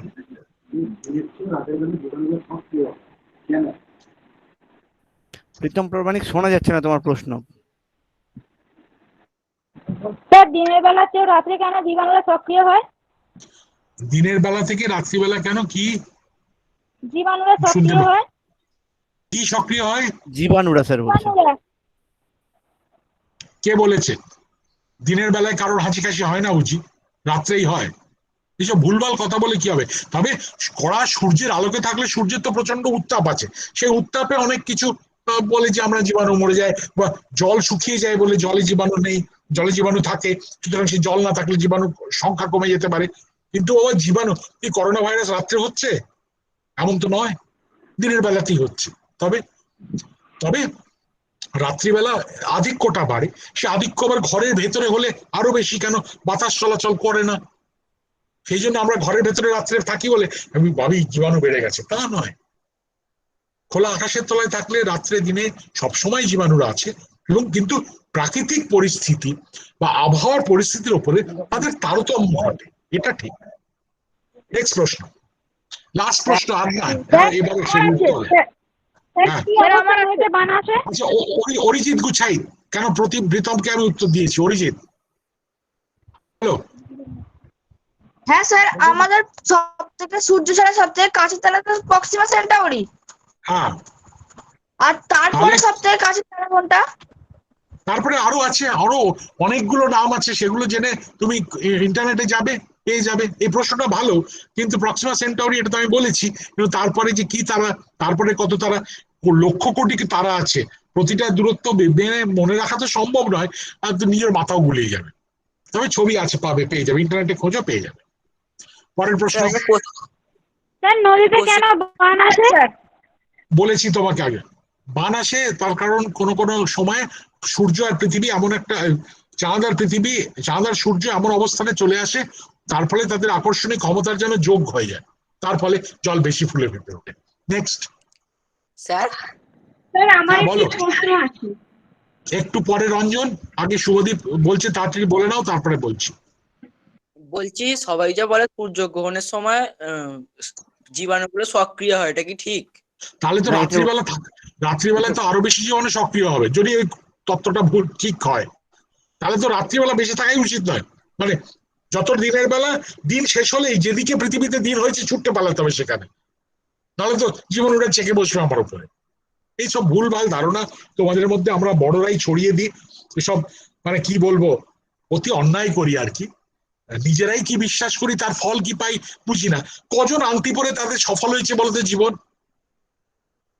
আমরা বলি হ্যাঁ ওর কথা কিন্তু খুব মেনে ফলে গেছে, তার পেছনে জানেন কয়েক লক্ষ লোকের হয়নি, ভবিষ্যৎবাণীটা খাটেনি, সেগুলো নিয়ে কেউ বলে না। এ কি লটারি? যাই হোক, তারপরে রঞ্জন উত্তর দাও, এই প্রশ্ন করো। স্যার বলছি যে যখন মহাকাশটা সৃষ্টি হয় তখন নাকি পৃথিবী একটি গ্যাসের পিণ্ড, সেটির সৃষ্টি হয়েছিল। তো সেই হিসেবে যদি আমি এখন মাটিকে পৃথিবী হিসেবে ধরি, তাহলে আমাদের যে পুরো আকাশটা, পৃথিবীকে যদি অর্ধেক করা হয়, তাহলে যে পুরো আকাশটা ওটা কি গ্যাস দিয়ে তৈরি হচ্ছে? বাবা, মহাবিশ্বের সব জায়গায় গ্যাস ছড়িয়ে রয়েছে, কোথাও তার ঘনত্ব বেশি, কোথাও তার ঘনত্ব কম। আমাদের ব্রহ্মাণ্ড শুরু হয়েছিল মোটামুটি, বিজ্ঞানীরা যেটা জানেন, 1372 কোটি বছর আগে। আর আমাদের পৃথিবী সৌরজগৎ থেকে বা সৌরজগতের সৃষ্টি হয়েছিল মাত্র 460 কোটি বছর আগে। সুতরাং ব্রহ্মাণ্ডের বয়স অনেক বেশি। পৃথিবীর জন্ম হয়েছিল গ্যাসীয় পিণ্ড, গ্যাস ধূলিকণার পিণ্ড জমা বেঁধে বেঁধে, কিন্তু তার আবহাওয়া মণ্ডলেও আমরা জানি গ্যাসই আছে, ধূলিকণাও আছে, খুব সূক্ষ্ম ধূলিকণা, বাড়ির যে ঝাড় দেওয়ার ধুলো তা নয়, তার থেকেও সূক্ষ্ম। সুতরাং মহাকাশ বলতে যা বোঝায়, ভ্যাকুয়াম বলতে সত্যি কিছু নেই।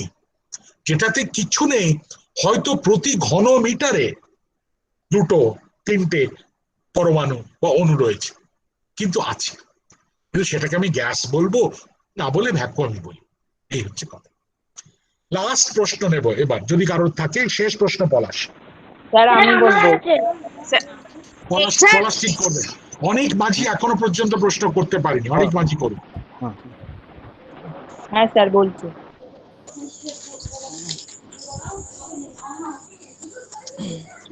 স্যার সূর্যের উত্তরায়ণ কি? ওই যে একটা ছবি দেখিয়েছিলাম না, হ্যাঁ স্যার। মহাজাগতিক যে বিষুবতল আর ক্রান্তিতল পরস্পরকে ছেদ করে আছে 23.5 ডিগ্রিতে। এটি সরলরেখা বরাবর ছেদ করেছে যেন দুটি প্রান্তিক বিন্দু এক বিন্দুতে এসে পৌঁছায়, যেদিকে মহাবিষুব 22 বা 23 মার্চ সমান দিন সমান রাত, আর অন্য বিন্দুটার নাম জলবিষুব 22 সেপ্টেম্বর সমান দিন সমান রাত। আর মধ্যিখানে যখন এই ওপরে যাচ্ছে, এরকম তল তো এরকম হচ্ছে, ওপরে যখন যাচ্ছে এই সব থেকে উত্তরতম বিন্দুটাকে আমরা বলি উত্তরায়ণ, যেটা মোটামুটি 22 জুন নাগাদ হয়। এবছর 21 জুন হয়েছিল, যখন দিনের পরিধি উত্তর গোলার্ধে সব থেকে বেশি দীর্ঘতম। Thank you. আজকে রাতের মতো প্রশ্ন শেষ এখানে। এবার আমি সঞ্চালকদের বলবো তারা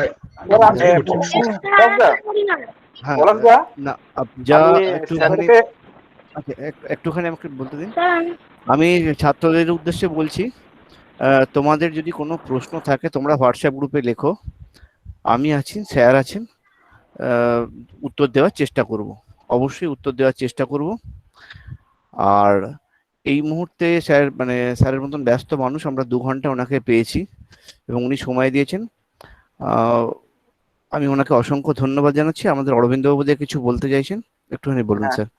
খুব সংক্ষেপে আমি একটা কথা বলছি। আমাদের 7টা বিদ্যালয়ের তরফ থেকে স্যারের কাছে সশ্রদ্ধ নিবেদন একটা রাখছি, আবেদন, যদি সেটা করা যায়। ধরুন আমাদের 7টা বিদ্যালয়ের আমরা পার্টিসিপেট করছি আনন্দের কর্মশালার একটা কর্মযজ্ঞে, বিশাল কর্মযজ্ঞ। আপনাদের সবাইকার উপস্থিতি তো বিশাল একটা মাত্রা এনে দিয়েছে। আপনারা ইন্টারন্যাশনাল এরকম ব্যক্তিত্ব রয়েছেন, এটা খুব বিশাল একটা ব্যাপার। তো সেখানে আমার আবেদনটা হচ্ছে যে, ধরুন আমাদের 7টা বিদ্যালয় থেকে যে সমস্ত ছাত্রছাত্রীরা পার্টিসিপেট করছে, তাদের মধ্য থেকে আমরা কিছু সিলেক্টেড স্টুডেন্ট নিয়ে, যদি প্যান্ডেমিক পিরিয়ড কেটে যাওয়ার পর যদি বিড়লা প্ল্যানেটোরিয়ামে কোনো রকম ভাবে কোনো এদের জন্য যদি স্পেশাল কিছু প্রোগ্রামের ব্যবস্থা আপনি করতে পারেন, সেটা আমরা সম্মিলিতভাবে আবেদন জানাবো। দরকার হয় লিখিত রিটেন আবেদন আমাদের আনন্দের কর্মশালার পক্ষ থেকে পলাশদার সঙ্গে অবশ্যই আলোচনা করে আমাদের সিদ্ধান্তটা আমরা নেব। যদি আপনি কিছু আমাদের এই ছেলে মেয়েগুলো যদি আরো উন্নতি করার জন্য, আপনি যেটা বললেন এটা আমাদের মনের মণিকোটায় চিরস্মরণীয় হয়ে থাকবে। আমি তো প্রথম থেকে শেষ পর্যন্ত মন্ত্রমুগ্ধ শুনলাম, সবাই শুনলেন, এবং এটা যেহেতু